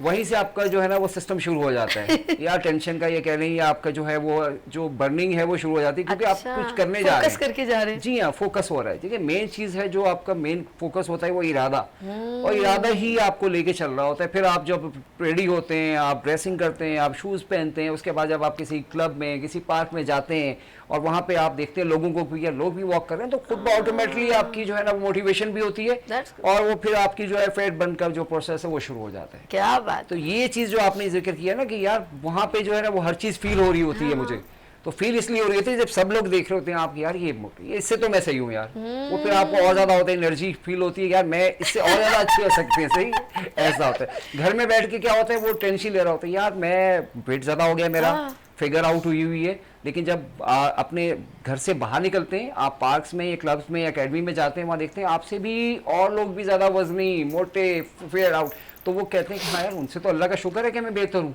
मैं थोड़ी सी मेहनत अगर और करूँ तो मैं और बेहतर हो सकती हूँ। तो डेफिनेटली ये अच्छा, जो आज हमारे साथ क्या टॉपिक है वो मैं चाहूंगी ये कदीम खान साहब का जरा इंट्रोडक्शन भी हो जाए, फिर हम लोग अपनी एक्सरसाइज और टॉपिक की तरफ चलते हैं। आज क्या सिखाएंगे पहले ये बता। देखिए, पहले तो मैं जैसे आपने कहा कि कदीम के बारे में मैं थोड़ा सा बता दूं। नाम इनका कदीम है, लेकिन है ये बड़े यंग है माशाल्लाह। अच्छा, ये 2015-16 के अंदर मिस्टर कराची और मिस्टर सिंध जो है वो इन्होंने बॉडी बिल्डिंग के अंदर इन्होंने टाइटल विन किया है। मेरे ये स्टूडेंट हैं और बड़े मेहनती किस्म के, क्योंकि बॉडी बिल्डिंग ऐसा नहीं है कि जैसे आपने खुद कहा कि वो नेचुरल जो होती है ना, वो नेचुरल चीज़ होती है। और हमारे देखते हुए हम इस फील्ड के अंदर 20-25 साल हो गए हमें इसके अंदर, जो नेचुरल नहीं होते ना वो लोग फिर आते हैं और चले जाते हैं, तो फिर दुनिया से भी चले जाते हैं, क्योंकि हर चीज़ का जो है वो नुकसान है, साइड इफेक्ट है। तो ये बच्चे ने नेचुरल किया। कदीम अब अपने बारे में बताएंगे कि इनका इस जिम भी चला रहे हैं और माशाल्लाह बहुत से बच्चों को जो है खुद ये ट्रेनिंग भी दे रहे हैं। पहले मैं ये चाहूंगी कि इनकी थोड़ी वो दिखा दें, फिटनेस वगैरह जो आपने टॉपिक है, एक्सरसाइज की तरफ चलते हैं जी। आप यहाँ पर कदीम साहब जरा सेंटर ये आ गए, बस बस बस बस मेरा काम अब आप सामने देखिएगा और देखें आप ये शुरू में, जैसे कि मैं आप कहता हूँ कि पहले वार्म अप हम इसको शुरू करेंगे। हम कार्डियो के लिए, जो कार्डियो मेन चीज़ होती है किसी भी एक्सरसाइज के लिए, जंपिंग जैक होता है, जंप करेंगे, फ्रंट जंप करेंगे आप किसी भी वार्म अप के लिए, ताकि आपकी बॉडी जो है वो रेडी हो जाए, मसल आपके जो हैं करते रहें, तो थोड़ा सा कंटिन्यू करें, ठीक है। और ये क्या है कि आपका पूरा जो बॉडी है वो वार्म अप हो गया। अब आप फ्रंट कीजिएगा, अगर फ्रंट आर्म मूव करें, ये रिवर्स कर रहे हैं, आपके शोल्डर, आप ये फ्रंट, वाओ, और कंटिन्यू करते रहिए, ठीक है, 10 टाइम कीजिएगा, ओके, साइड रेस। अब ये फुल बॉडी कर रहे हैं, इन्होंने फ्रंट किया, इन्होंने बैक किया, इन्होंने अब ये साइड रेस कर रहे हैं, ये वार्म अप हो रहा है। जी हाँ, ये पूरी बॉडी रेडी हो जाती है। जिस तरह के आप कोई भी एक्सरसाइज करने से पहले आप इसको लाजमी है कि वार्म अप किया जाए ताकि आपके मसल रेडी हो जाएं, आप इंजरीज से बच जाते हैं। तो देखें आप सही है। और आप ये देखेंगे ये फ्रंट रेस कर रहे हैं, देन आप क्या करेंगे जब शोल्डर, ये आपके शोल्डर्स में पेन हो रहा होता है, तो उस शोल्डर्स के पेन को खत्म करने के लिए ये हल्का विदाउट वेट, ये वो ट्रेनिंग है जो आप घर में कर सकते हैं। हम आपके पैसे भी बचा रहे हैं। वो खवातीन जो जिनके लिए घर से निकलना ज़रा मुश्किल है, हम वो ये सारी वो एक्सरसाइजेस हैं जो आप घर में, ऑफिस में, कहीं पे भी कर सकते हैं। वो कहते हैं कम खर्चे में ज्यादा अच्छा। ओके, आज हम क्या कम करें बॉडी का, कौन सा पोर्शन कम करें? देखिए मेन जो आउट होता है दो चीजें हैं, आपका पेट जिसे और साइड यानी फ्रंट और आपके साइड, ठीक है, ये हम खत्म करेंगे। और कोशिश लोगों का होता है कि यार ये मेरे हिप्स जो है ना बहुत हैवी हो गए, ये बॉडी थाइस, ये वाली जगह, जी हाँ, साइड हिप्स हो गया, थाइस हो गई, ये चीजें। अब हम थाइस के लिए बताएंगे, पहले तो आप जो है वो थोड़ा सा लेट के आप एक्सरसाइज करवा दें, ठीक है, पेट के हवाले से। श्योर, लेट जाए, लेट जाए, यस, बिल्कुल सही है पोजीशन, दैट्स गुड। ये है कदीम खान और हमारे साथ जिम ट्रेनर, बेहतरीन फिटनेस। आप पहले अपर करें, जैसे मोस्टली ये वो एक्सरसाइजेस हैं जो घर पे भी आप कर सकते हैं। ये देखिए पेट को भी बड़ा फिट रखते हैं, ज्यादा ऊपर नहीं आना, आपने हल्का सब कुछ करना है ताकि अपर एब्स जो है ये उसको फोकस कर रहा है। और आपके जो अच्छा, इन्होंने लेग्स अभी सीधी ये जरा सा पोजीशन में रखनी है, इसका मतलब देखिए स्ट्रेट करने के अंदर मुश्किल हो जाएगा ऊपर आना, तो थोड़ा सा इसको आप स्ट्रेट रखें ना, करीम स्ट्रेट करें, आप करके दिखाएं, आप जरा ऊपर आना मुश्किल हो रहा है। तो इसलिए स्पोर्ट के लिए हम वो एक्सरसाइज बता रहे हैं जो बिगिनर्स कर सकते हैं, जो नए स्टार्ट करने वाले उनके लिए प्रॉब्लम ना हो। अब वो एक्सरसाइजेस, ठीक। अब आप ये देखिए, अब ये थोड़ा एक्सरसाइज चेंज हुई है, पूरा ऊपर आ रहे हैं। अब ये सेंटर इनका जो एब्स है ये उसको फोकस है। आप हाथ ऐसे भी रख सकते हैं, आप हाथ गर्दन के पीछे, सर के पीछे भी रख सकते हैं, और अपने हाथ को कदीम अपने नीज पे टच कीजिएगा, उसी एंगल में जाएं दोबारा, और ये देखें पीछे हाथ कर रहे हैं, पीछे हाथ टच करें फ्लोर पे, ये देखें। ये तीसरा जो है किसी भी आप फॉर्मेट में कर सकते हैं, कोई भी पोस्चर में। थाइस इससे काफी फर्क पड़ेगा। ये आपका पेट का है, थाइस का नहीं है। अच्छा, ठीक है। हाँ, ये मैंने आपको 3 पोस्चर बता दिए जो आप कर सकते हैं। ये नीचे नाफ से नीचे का एरिया जो लोअर सबसे ज्यादा आउट होता है, ये वो कर रहे हैं। लेग, 1 लेग फोल्ड करें करीम, 1 लेग फोल्ड करें, ओके, ये देख रहे हैं आप। अच्छा, इसमें आप 1 लेग फोल्ड भी कर सकते हैं, आपका लेफ्ट, ठीक है। आप 10 टाइम करेंगे, और नीचे ये आप फ्लोर पे लगेगा नहीं पैर इनका। अब दूसरा पैर करें आप, ये अच्छा, ओके, आपका पाँव जमीन पे नहीं लगना जी, जमीन पे टच होगा तो जो प्रेशर आ रहा है वो खत्म हो जाएगा। तो उस प्रेशर को हम ये बेली जो आपकी नाक के नीचे वाली जगह, अगर आप इस तरह की एक्सरसाइज डेली करेंगे तो ये आपका जो है ना, ये बेली आहिस्ता आहिस्ता जितना टाइम आपको इसको बढ़ाने में लगा तो रिमूव करने में भी अच्छा, मैं ये चीज बिल्कुल सही ऐसी है। और अगर ये चीज आपको ये इजी एक्सरसाइज लगती है तो इसको थोड़ी सी हम इसको हाई लेवल पे या थोड़ा सा मेन पे जाके दोनों डबल लेग्स कर सकते हैं। इसको डबल लेग रेस करें, ये देखें, ये दोनों, ये थोड़ा प्रोफेशनल आ जाता है, यानी थोड़े से हाई, जहां आपको सिंगल में इजीली हो रही है, अगर आप समझते हैं कि बहुत आसानी से कर रहे हैं तो ये जरा उसका हाई लेवल पे है। तो वो लोग जो एक्सरसाइज कर रहे हैं और वो ग्रेजुअली इस तक पहुंचेंगे, पहले दिन आपने ये एक्सरसाइज नहीं करनी, वरना ये आपके बैक के ऊपर प्रॉब्लम करेगा। अच्छा। इसलिए जो आप 1 लेग हमने फोल्ड किया, 1 लेग से किया, उससे फायदा ये है कि आपकी बैक पे असर नहीं होगा। सो ये चीज आप कर सकते हैं। इसके अलावा आप जो है वो साइड रेस करें, साइड, ये जो आप ये देखें, ये जो साइड आपका साइज बढ़ जाता है, आपके जो टायर बढ़ जाते हैं जिसे कहते हैं हम, उसको ख़त्म करने के लिए वो एक्सरसाइज है, बहुत आराम से जो है ना वो आप कर सकते हैं, ठीक है। अब इसके बाद आप थोड़ा सा वो खड़े होके वार्म अप हो जाए थोड़े से ऐसे। आपने थाइस का पूछा था, थाइस के लिए वो कर रहे हैं फ्रंट लेग। अच्छा, ये पूरी आपकी जो साइज है ये स्ट्रेचिंग हो रही है, ठीक है। ये आप 4 टाइम नीचे जाएंगे, आप डाउन करें, यहाँ होल्ड करें और काउंट करेंगे 4, 1 2 3 4। ये पूरा आपका फ्रंट और साइड यानी स्ट्रेच आपको फील होगा, एक प्रेशर सा फील होगा आपके मसल्स के ऊपर, ठीक है। That's good, अब आप फ्रंट जो है ना स्ट्रेच कर लें, थोड़ा सा लंजेस करें, लंजेस, हाँ, ये देखें, ये चीज, हाँ, यहाँ रोक के रखें। ये आप देखें पूरा हिप्स पे ऊपर प्रेशर आ रहा है, थाइस के ऊपर, ये करें, ओके, चेंज, ओके, ठीक है। काउंट करेंगे 1 2 3 4। बहुत एक्सरसाइज हल्की है जिसके अंदर आप देखें, आपने 10 टाइम करें, 5 दफा आप करें, और अगर आपको हल्का लगता है तो आप दूसरा सेट भी कर सकते हैं। एक बार फिर दिखाओ कैसे किया। ये थाइस कम करने का नाम, गौर से देखिएगा, बहुत इजी। ये आप काउंट करें 1 2 3 4 5, इतनी देर स्टे कर सकते हैं। हाँ, बट देन चेंज करेंगे 4 के बाद, आफ्टर 4 चेंज, लेग्स चेंज किया, होल्ड 1 करेंगे 2 3 4 5 यानी कि काउंटिंग भी कर सकते हैं कि आप इतनी देर आप उसको जी हाँ। रोक सकते हैं। आपको फुल देखिए पूरा प्रेशर इनकी लेग्स के ऊपर, Yes. थाइस के ऊपर, हिप्स के ऊपर आ रहा है। और ये इससे आपकी थाइस कम हो सकती जी है। हाँ, और इसी को हम साइड पे कर सकते हैं। अगर देखें आपका चीज है जो अगर आप साइड कम करना चाह रहे हैं तो साइड के लिए थोड़ा सा आप इसको लेग्स को मूव करें साइड। हाँ ये देखें ये ओके। अच्छा, इसमें क्योंकि यहाँ स्पोर्ट नहीं है तो थोड़ा मुश्किल हो रहा है, वरना आपको स्पोर्ट अगर कोई भी जगह, कोई अच्छा, किसी को दीवार, कोई पकड़ के वॉल, करें तो जी ज्यादा हाँ, अच्छी तरह आप move हो जितनी सकते हैं, ऊपर, like- जी हाँ, ये आपके साइड हो रहा है क्योंकि यहाँ Okay. थोड़ा ग्रिप का इशू आ रहा है, इस वजह थोड़ा सा फ्रंट नहीं, फ्रंट भी मैं करें समझ गई, इसमें, मैं समझ गई। फ्रंट ये देखें, ये पीछे तक जाएगी तो और अच्छा हो जाएगा, यानी फ्रंट किक होगा। इसी तरह ये आप थाइस front- कम करने की एक्सरसाइज जी हाँ, ये सामने का देखिए आपका पेट का जो एरिया है फ्रंट का वो कम हो रहा है। हमने वो तमाम एक्सरसाइजेज जो आपके पेट से रिलेटेड हैं, जो आपके पेट को, लेग्स को, थाइस को, देखिए जब कोई भी एक्सरसाइज करते नहीं हो, जब करते हैं ना तो फुल बॉडी आपकी जा रही है, ऐसा नहीं है कि कोई एक होगा। अब आप देखेंगे इन्होंने फ्रंट की कर रहे हैं, इनकी लेग्स भी वार्म अप आ रही है और इनका पेट का भी फोकस हो रहा है। अब बिठा दें हम इन्हें? Sure. आप प्लीज थक तो नहीं गए? आप बैठ चले, जाओ। पसीने आ गए अच्छा जी। नहीं ये आप नाज़रीन जो अभी इन्होंने बताया, स्पेशली आज जो एक्सरसाइज है वो थाइस को और आपके एक्स्ट्रा जो बेली की जो है ना हमारी ये जो एक्स्ट्रा बढ़ जाती है, पेट लटक जाता है, तो इसके लिए बेहतरीन एक्सरसाइज। लेकिन आप इसको कंटिन्यू करेंगे तो आपको इफेक्टिव भी होगा। साथ में डाइट भी बताएं आप ना। देखिए डाइट बहुत ज़रूरी है। मैं हमेशा कहता हूँ कि Juices, आपकी एक्सरसाइज, soup। जी हाँ, जूसेस। देखिए ऐसा भी ना हो कि आप बहुत ही कोई महंगी चीज़ के ऊपर आपको कह दिया जाए, आप वो चीज़ें जो आपके घर में आप इजीली ला सकते हैं या हैं उनको इस्तेमाल करें। खीरा आजकल बहुत सस्ता है, फालसे का जूस आया हुआ है, सीजन बहुत वाइज है पसंद है तो मुझे। सस्ता भी है, आप फालसे का जूस पिए। देखिए सीजन जो होता है ना, सबसे बेहतर है कि सीजन की चीज़ें इस्तेमाल हाँ, करें, हाँ। तो फ्रेश होती हैं। आगे आप उसके असरात भी काफी टाइम तक रहते हैं। आप ये ना बिल्कुल। समझे कि वो गर्मियों में पी लिया, अब नहीं, वो जब आप उम्र के एक आगे हिस्से में जाते हैं ना, इन्होंने ही कहा था, जब आगे वो आपके वो हेल्प कर रहा होता है। हाँ जी, हाँ तो बिल्कुल। मैंगो आने वाला है, आने वाला क्या आ चुका है, आ चुका है, थोड़ा सा भी वो है महंगा। लगा हुआ है, महंगा भी है। महंगा है महंगा। तो अब आपने करना ये कि मैंगो, फालसा, ये चीजें देखिए गर्मी है, गर्मी में आप फालसा का वैसे ही बहुत अच्छा होता है। तरबूज का बहुत तरबूज जबरदस्त बहुत अच्छा फाइबर, होता है, टोटल पूरा टोटल आप और बहुत ही इकोनॉमिकल है, सस्ता है। आप बिल्कुल, आराम बिल्कुल। से एक ठंडा ठंडा करके खाएं, आपको गर्मी भी खत्म होगी और आपको एनर्जी भी, बिल्कुल, एनर्जी भी। देखिए वो चीजें। और फिर उसके अलावा जो आपने जैसे सवाल किया, अब आते हैं कि जो आपने कहा डाइट, प्रोटीन हो गया आपके, इसके अलावा जो है वो आपकी डाइट सही होनी चाहिए। सुबह का नाश्ता, दोपहर का खाना, रात का खाना, जो मैं हमेशा, आप भी कहते हैं कि नाश्ता फकीरों की तरह, बादशाहों की तरह, तो खाना जो है वो सुबह का नाश्ता जो होता है वो आपका बादशाहों की तरह होना चाहिए कि आप जब निकलते हैं तो आप पूरी वीकनेस आपको नहीं होनी चाहिए, आपकी बॉडी जो है ना फुल एनर्जी हो, ताकि आप जब काम करने निकलें तो आपको ज़बरदस्त किस्म का जो है एनर्जी आप बूस्ट होता है। तो इंशाल्लाह ताला ये चीज़ें लेके रखें और एक्सरसाइज करें। वॉक डेली 1 घंटे की करनी है आपने, अपना टाइम निकालना है 1 घंटा, तो फिर आप देखें कि आपको कोई बीमारी नहीं होगी इंशाल्लाह। Okay, 1 घंटा रोज निकालें अपने लिए। लोगों के लिए तो निकालते हैं ना 24 घंटे में से 23 घंटे, आप कोशिश करें 1 घंटा अपने लिए। और आपका बहुत शुक्रिया कि आप इन लोगों के लिए टाइम निकाल के बहुत आते हैं। शुक्रिया।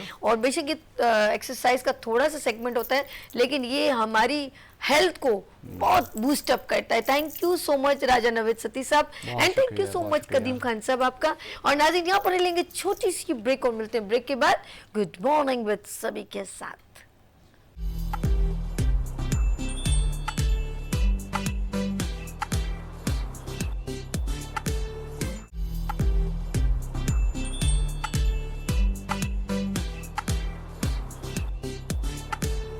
Welcome again, good morning with सभी आपकी खिदमत में एक बार फिर हाजिर है।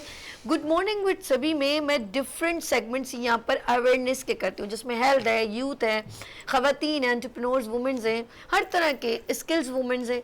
तो आज मैं यूथ की बात करूं, और बल्कि मैं इकोनॉमिक्स, अपनी जो पाकिस्तान में जो पॉलिटिकल जो चल रहा होता है वो भी मैं टॉपिक यहाँ डिस्कस करती हूँ। ये पाकिस्तान में जितने भी, मैं ये कहूँगी मॉर्निंग शो, वो रेलिवेंट होते हैं ऑल राउंड, हर चीज़ जो पाकिस्तान में चल रही है या पूरे वर्ल्ड में कोई भी प्रॉब्लम चल रही है हम डिस्कस करते हैं। और इस वक्त करंट सिचुएशन में मेरी नज़र में, क्योंकि हमारी जो पाकिस्तान की यूथ है बेस करती है, आने वाली फ्यूचर को रिप्रेजेंट करती है, लेकिन कुछ लोगों की मैं ये कहूँगी मिस्टेक्स, कोताही या मिसहैप से हमारी आने वाली जनरेशन को ये जो इम्पैक्ट पड़ता है ये गलत है।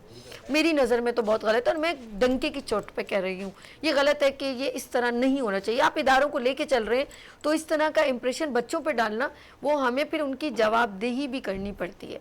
आज हमारा मौजूद गुफ्तगू है कि 9-10 के पेपर्स में ये हुआ है कि कुछ बच्चों के सेंटर चेंज कर दिए गए, और वो भी एकदम क्विकली, और बच्चे क्योंकि लड़कियां हों या ख़ासतौर पे बच्चियां जो हैं उनके पेरेंट्स बाकायदा जब उनको एडमिट कार्ड दिया जाता है और वो पेरेंट्स जाके पूरा मालूम करते हैं कि इस जगह सेंटर है ये, और अगर एकदम सरप्राइज मिल जाए तो बच्चे डिस्टर्ब हो जाते हैं। 9 बजे इस बच्ची का पेपर हो तो वो बच्ची 9 का पेपर देने जा रही है और सरप्राइज उसको मिले 8:30 बजे या 8 बजे कि आपका सेंटर ये नहीं है कोई और है। अब वो दौड़ा दाड़ी, अब ट्रैफिक प्रॉब्लम, वो एक तो वैसे ही अपने पेपर की वजह से इतना बच्चे के ऊपर बर्डन होता है, फिर उसको पता चले उसका सेंटर चेंज हो गया तो सोचे क्या होगा।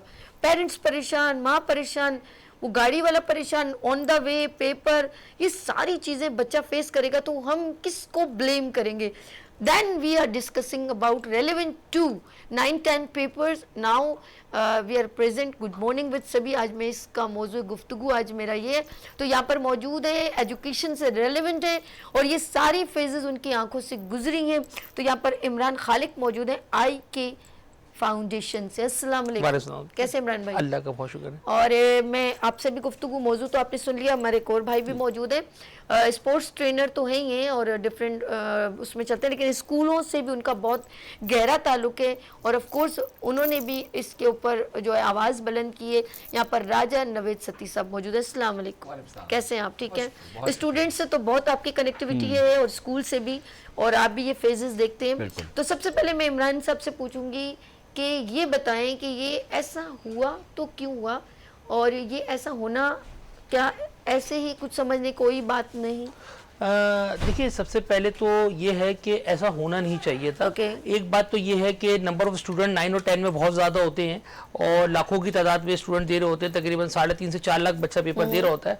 एक साइड पे अगर आप ये देखिए कि भाई 3.5-4 लाख बच्चों के जो है पेपर दे रहे हैं, उनमें से अगर कुछ बच्चों का सेंटर जो है रातों रात मतलब चेंज हो गया तो कोई बड़ी बात नहीं है, लेकिन ये जिसके घर का एक बच्चा है वो तो उसकी पूरी कायनात है। बिल्कुल, तो उसके लिए तो फिर ये बहुत बड़ी बात है ना, क्योंकि वो अब वही बच्चा उठ के गया स्कूल में पेपर। अब कुछ पेरेंट्स ऐसे होते हैं जो शऊर रखते हैं कि वो उनको पता है कि 9:30 बजे पेपर स्टार्ट होना है, तो वो घर से पहले पेपर में 8 बजे निकल जाते हैं कि भाई 8:30 बजे पहुंच जाते हैं। तो उन बच्चों के लिए तो कोई प्रॉब्लम्स नहीं हुई होगी कि वो वहां पहुंचे होंगे, तो उसके नियर बाई सेंटर था, कोई बहुत दूर नहीं था, तो वो तकरीबन 9 बजे तक पहुंच गए होंगे। लेकिन वो बच्चा जो कि निकला ही घर से देर से था, 9 बजे निकला, 9:15 बजे निकला था, ऐसे भी बच्चे होते हैं जो डायरेक्ट पेरेंट्स के साथ नहीं जाते, खुद जाते हैं, तो उसका तो फिर पेपर जो है वो डिले हो जाता है। लेकिन उसके लिए तरीकेकार ये हुआ कि कुछ मराकज़ में जहाँ से ये ऐसा हुआ कि बच्चा लेट पहुंचा, तो उधर ये हुआ था कि उन लोगों को इजाफी टाइम दिया गया था कि मकसद ये कि जैसे अगर कोई बच्चा 9:30 बजे से थोड़ा लेट हो गया, 10 बजे तक पहुंचा सेंटर चेंज होने की वजह से, तो उसको फिर पेपर जो है वो आधा घंटा लेट लिया गया था। तो अच्छा, ये जिस तरह अभी मैं चाहूंगी कि अगर अर्श जो है वो एक कॉल लगा दें खालिक, उनका नाम है खालिद शाह साहब के बेटे तारिक शाह साहब को, तो एक ज़रा सा और भी एक क्योंकि वो एसोसिएशन को रेलेवेंट है, तो मैं चाहूंगी उनको भी अगर कॉल पे लगा दे तो बहुत बेहतरीन हो जाएगा। नवेद साहब, आप क्या इस पर क्या रोशनी डालते हैं कि ये जो मिस्टेक हुई, एक बच्ची है उसका 9 बजे पेपर है, वो खुद 9:30 बजे पहुंच रही है, तो वो बच्ची किसको ब्लेम देगी? देखिए, बिल्कुल सही है। मेरे भाई ने जैसे क्या कहा कि बहुत बड़ा नंबर ऑफ स्टूडेंट बहुत ज़्यादा होते हैं, और हमने ये देखा है, हम क्योंकि 26 साल तो मुझे भी हो गए इस फील्ड के अंदर, कि हम कितने एग्जामिनेशन खुद भी दिए पेपर इसी सिस्टम में, मैट्रिक का, इंटर का, कराची से ही सब कुछ हुआ। ये मुसलसल हर दफ़ा ही हम ये देख रहे होते हैं, न्यूज़ में आ रहा होता है कि यार सेंटर चेंज हो गए, बच्चों को पता नहीं है। अच्छा, सबसे बड़ी चीज़ जो होती है वो पेरेंट्स के लिए बड़ी परेशानी होती है, और आजकल के दौर में अगर उनके फादर या किसी के भी जो है वो जॉब पे जाते हैं, तो उनके लिए मैनेज करना बड़ा मसला होता है कि यार हम किस तरह बच्चे को छोड़ें और कहाँ छोड़ना है। अच्छा, अब हम चले जाते हैं कि चले जो होना था सो हो गया, लेकिन 15 हमें जो न्यूज़ मिल रही है कि वो आखिरी यानी 4 दिन पहले तक जो है वो उनकी फीस ली जा रही है, यानी कि उनके जो फॉर्म जमा हो रहे हैं, और 15,000 बच्चों के जो है वो फॉर्म जमा हुए हैं जिनको एडमिट कार्ड नहीं दे सके। जो न्यूज़ आ रही है, जो अंदर के लोग हैं, कुछ हमारे दोस्त हैं जो बोर्ड में ही होते हैं, उन्होंने कहा कि देखिए आजकल एजुकेशन बाज़त कर कहना पड़ेगा कि एक पैसा कमाने का हो गया। हर चीज़ के अंदर आप फॉर्म लेने जाते हैं तो ये इसकी फीस है, उसकी फीस है, और इतनी ज़्यादा फीसेज हो गई हैं कि वो फीसें दे के भी बंदा परेशान हो जाता है। लेकिन मैं एक बात नवेद साहब, देखिए एक रूल है ना कि एक आपको स्कूल में आप जब प्राइवेट में पढ़ रहे हैं तो ऑफ कोर्स आपको मंथली फीस देनी है, ये तो एक रूल ही है। हाँ, एक्स्ट्रा कोई चार्ज लेता है वो ब्लेम आउट कर सकते हैं। और मैं तो चाहती हूँ 3 महीने पहले, मुझे अच्छी तरह याद है जब हमने 9-10 के पेपर दिए थे, तो पेपर अभी 3-3 महीने दूर थे, हमसे पहले एक फॉर्म जो है सबमिट करवा देते ताकि हम लोग बैकअप में हर चीज क्लियर है। हमारे साथ मौजूद हैं जी हाँ तारिक शाह साहब जी, एजुकेशन की एसोसिएशन माशाल्लाह पूरे स्कूल्स की लेके चल रहे हैं। अस्सलाम वालेकुम तारिक भाई। तारिक भाई, जो ये सेंटर्स चेंज हुए 9-10 के, आप क्या कहना चाहेंगे, ये हम किसको ब्लेम करेंगे? असल में देखें, ये निज़ाम बहुत अरसे से चलता हुआ आ रहा है और उस निज़ाम के अंदर जो है वो मिस मैनेजमेंट जो है वो हमेशा से हमने देखी है, जी चीज़ों में होती रही हैं। और इसमें शायद मैंने जो इस बार बहुत क्लोजली इन मामलात को देखने की कोशिश की कि इन मामलात को सही कैसे किया जा सकता है, तो मैंने ये चीज़ ही देखी कि ये वाहिद पूरे पाकिस्तान में एक बोर्ड है जिसके अंदर 4 लाख बच्चा अपेयर होता है एट वन टाइम। ये किसी भी पूरे पाकिस्तान के बोर्ड में ऐसा नहीं होता कि इतनी तादाद के अंदर बच्चा जो है एक बोर्ड के अंदर अपेयर हो। तो एक तो हमें ये भी देखना चाहिए क्या आया जो बोर्ड है ये इसको सही तरह मैनेज करने के लिए कैपेबिलिटीज या फिर इंफ्रास्ट्रक्चर रखता भी है कि नहीं रखता है। और अगर एक ही बोर्ड को ही मैनेज करना है तो फिर हमें जो है वो इनका स्टाफ और इनके इंफ्रास्ट्रक्चर को बढ़ाना चाहिए, क्योंकि 550 सेंटर्स को मैनेज करना आम बात नहीं होती कि कोई भी एक बोर्ड जो है वो मैनेज कर ले। तो मेरी तो तजवीज़ अब जो डेवलप हो रही है वो यही है कि कराची एक बहुत बड़ा शहर बन चुका है, एक बहुत बड़ा हब है, इसके अंदर 2 बोर्ड होना लाजमी है, क्योंकि एक बोर्ड जो है वो इतने लंबे एरिया को या बड़े एरिया को केटर नहीं कर सकता। तो मेरी जो तजवीज़ हुकाम बाला से यही रही है, बल्कि हमने तो अभी सीएम साहब से अपील भी की है कि कराची के अंदर जो है वो 2 बोर्ड का क़याम अमल में लाया जाए ताकि बेहतर तरीके से ये निज़ाम जो है वो बनाया जा सके। अच्छा तारिक भाई, you are president all Sindh private association, क्या आपने ये पहली बार या बार बार ये हो चुका है तो आपने कभी उनको इंडिकेशन नहीं किया, ये पहली बार हुआ है? नहीं, ये तो हर साल, ये तो मैंने आपसे कहा ये प्रैक्टिस बन चुकी है हर साल की कि मिस मैनेजमेंट जो है ये हमेशा से नजर आती रही है। लेकिन जब हमने इस साल बहुत क्लोजली देखा तो हमने भी यही कंक्लूड किया कि एक बोर्ड को इतने सारे बच्चे जो है वो मैनेज करना मुश्किल काम है। अच्छा, यानी कि देखिए अगर घर में मेहमान ज्यादा आ जाएं तो आधे मेहमानों को खाना नहीं खिलाया जाता कि सारे मेहमानों के लिए अरेंज किया जाता है। सरप्राइज तो नहीं था ना कि ये इसे अरेंज करना मुश्किल है। Sorry to say, you are a president all Sindh private association. Tariq sahab sorry मैं यहाँ पर जरा सा मैं कहूंगी कि ये कोई सरप्राइजली नहीं हुआ कि अचानक मेहमान आ गए। यार ये पता है 9-10 के पेपर हो रहे हैं, तो इसको आपने कहा हर साल भी होता है क्योंकि यू आर रेलेवेंट एजुकेशन से आपका एक ताल्लुक है, स्कूल आप रन करें, तो ये तो होना ही नहीं चाहिए। वाई आप इतना, हम लोग इतने आराम से कि ये जी स्कूल ज्यादा है, ये स्टूडेंट ज्यादा है, हमारे पास क्या ये लफ्ज होना चाहिए? ये कुछ सरप्राइज तो नहीं हुआ, ये तो हर साल 9-10 के पेपर होते हैं। सॉरी टू से। बिल्कुल, मैं आपकी बात बिल्कुल 100% एग्री करता हूँ, ये सरप्राइज नहीं है। और उसकी मिस मैनेजमेंट का जो कसूरवार है वो बोर्ड ही है। बोर्ड को जब सारे इख्तियारात दिए जाते हैं कि आप मैनेज करें, और साल से ये करते आ रहे हैं, कोई नई बात नहीं है। लेकिन आपने मुझसे हल पूछा तो मैंने आपको हल बताया कि इस हल में यही है कि एक बोर्ड मैनेज नहीं कर सकता, इसके लिए 2 बोर्ड नेक्स्ट ईयर से होने चाहिए, या कोई 2 इनके सेक्टर होने चाहिए जो डिस्ट्रिक्ट वाइज डिवाइड हो जाए, जो मैनेज कर सके। क्योंकि एक बोर्ड जब तक रहेगा ये मसाइल भी जब तक ही रहेंगे, ये खत्म नहीं होने वाले मसाइल। बहुत शुक्रिया, क्योंकि आपको पता है तारिक साहब बहुत सारे बच्चियां डिस्टर्ब हुए हैं, और आपको पता है हमारी कराची का इस बार मैं आपको बताऊं सबसे ज्यादा मसला जो आया वो ऑनलाइन जो इन्होंने किया है इस बार एडमिट कार्ड्स को और एनरोलमेंट को, उसके अंदर तो इतने लूप होल्स नजर आए, इतने बहुत सारे मसाइल की, बच्चों के एडमिट कार्ड नहीं निकले तो उनमें सब्जेक्ट गलत थे, और बच्चों के बहुत सारे सेंटर एलोकेशन में मसले आए। तो ये मसले तो आए इस बार, और बहुत ज्यादा परेशान हुए बच्चे कि वो सेंटर ढूंढते रहे, लास्ट मोमेंट पर सेंटर भी चेंज हुए क्योंकि उनके अलॉट ही नहीं हुए थे, या एक सेंटर के ऊपर जो है एक्सेस बच्चे भेज दिए गए, तो वो वो एक कैपेसिटी एक बिल्डिंग की, उससे ज्यादा अगर बच्चे भेज देंगे तो वो वहां बैठा ही नहीं सकते। लास्ट मोमेंट रातों रात फिर दूसरे सेंटर हुए, बच्चे सुबह प्रीवियस सेंटर में पहुंचे, वहां से गाइड करके उनको नए सेंटर में भेजा, तो टाइम भी वेस्ट हुआ बच्चों का। ये मिस मैनेजमेंट तो बहुत हुई है। अच्छा तारिक साहब, हमारे साथ इमरान खालिक साहब मौजूद हैं, उनसे जरा आपसे बात करेंगे जी। इमरान भाई ये कैमरे के, हाँ। अस्सलाम तारिक भाई। वालेकुम जनाब। तारिक भाई, ये जो आपने तजवीज़ दी है जो लोड को कम करने की सेंटर वाइज, ये आपने बहुत ज़बरदस्त तजवीज़ पेश की है। मेरे ख्याल से जैसे 7 अजला कराची के बनाए हैं, तो अगर इसको 7 अजला में सिस्टम को वो कर दिया जाए डिस्ट्रीब्यूट, तो मेरे ख्याल से इसका बड़ा अच्छा इम्पैक्ट आएगा। बिल्कुल बिल्कुल ऐसे ही है। बहुत शुक्रिया। हमारे साथ प्रेसिडेंट थे ऑल सिंध प्राइवेट एसोसिएशन के तारिक शाह साहब, बहुत शुक्रिया तारिक भाई।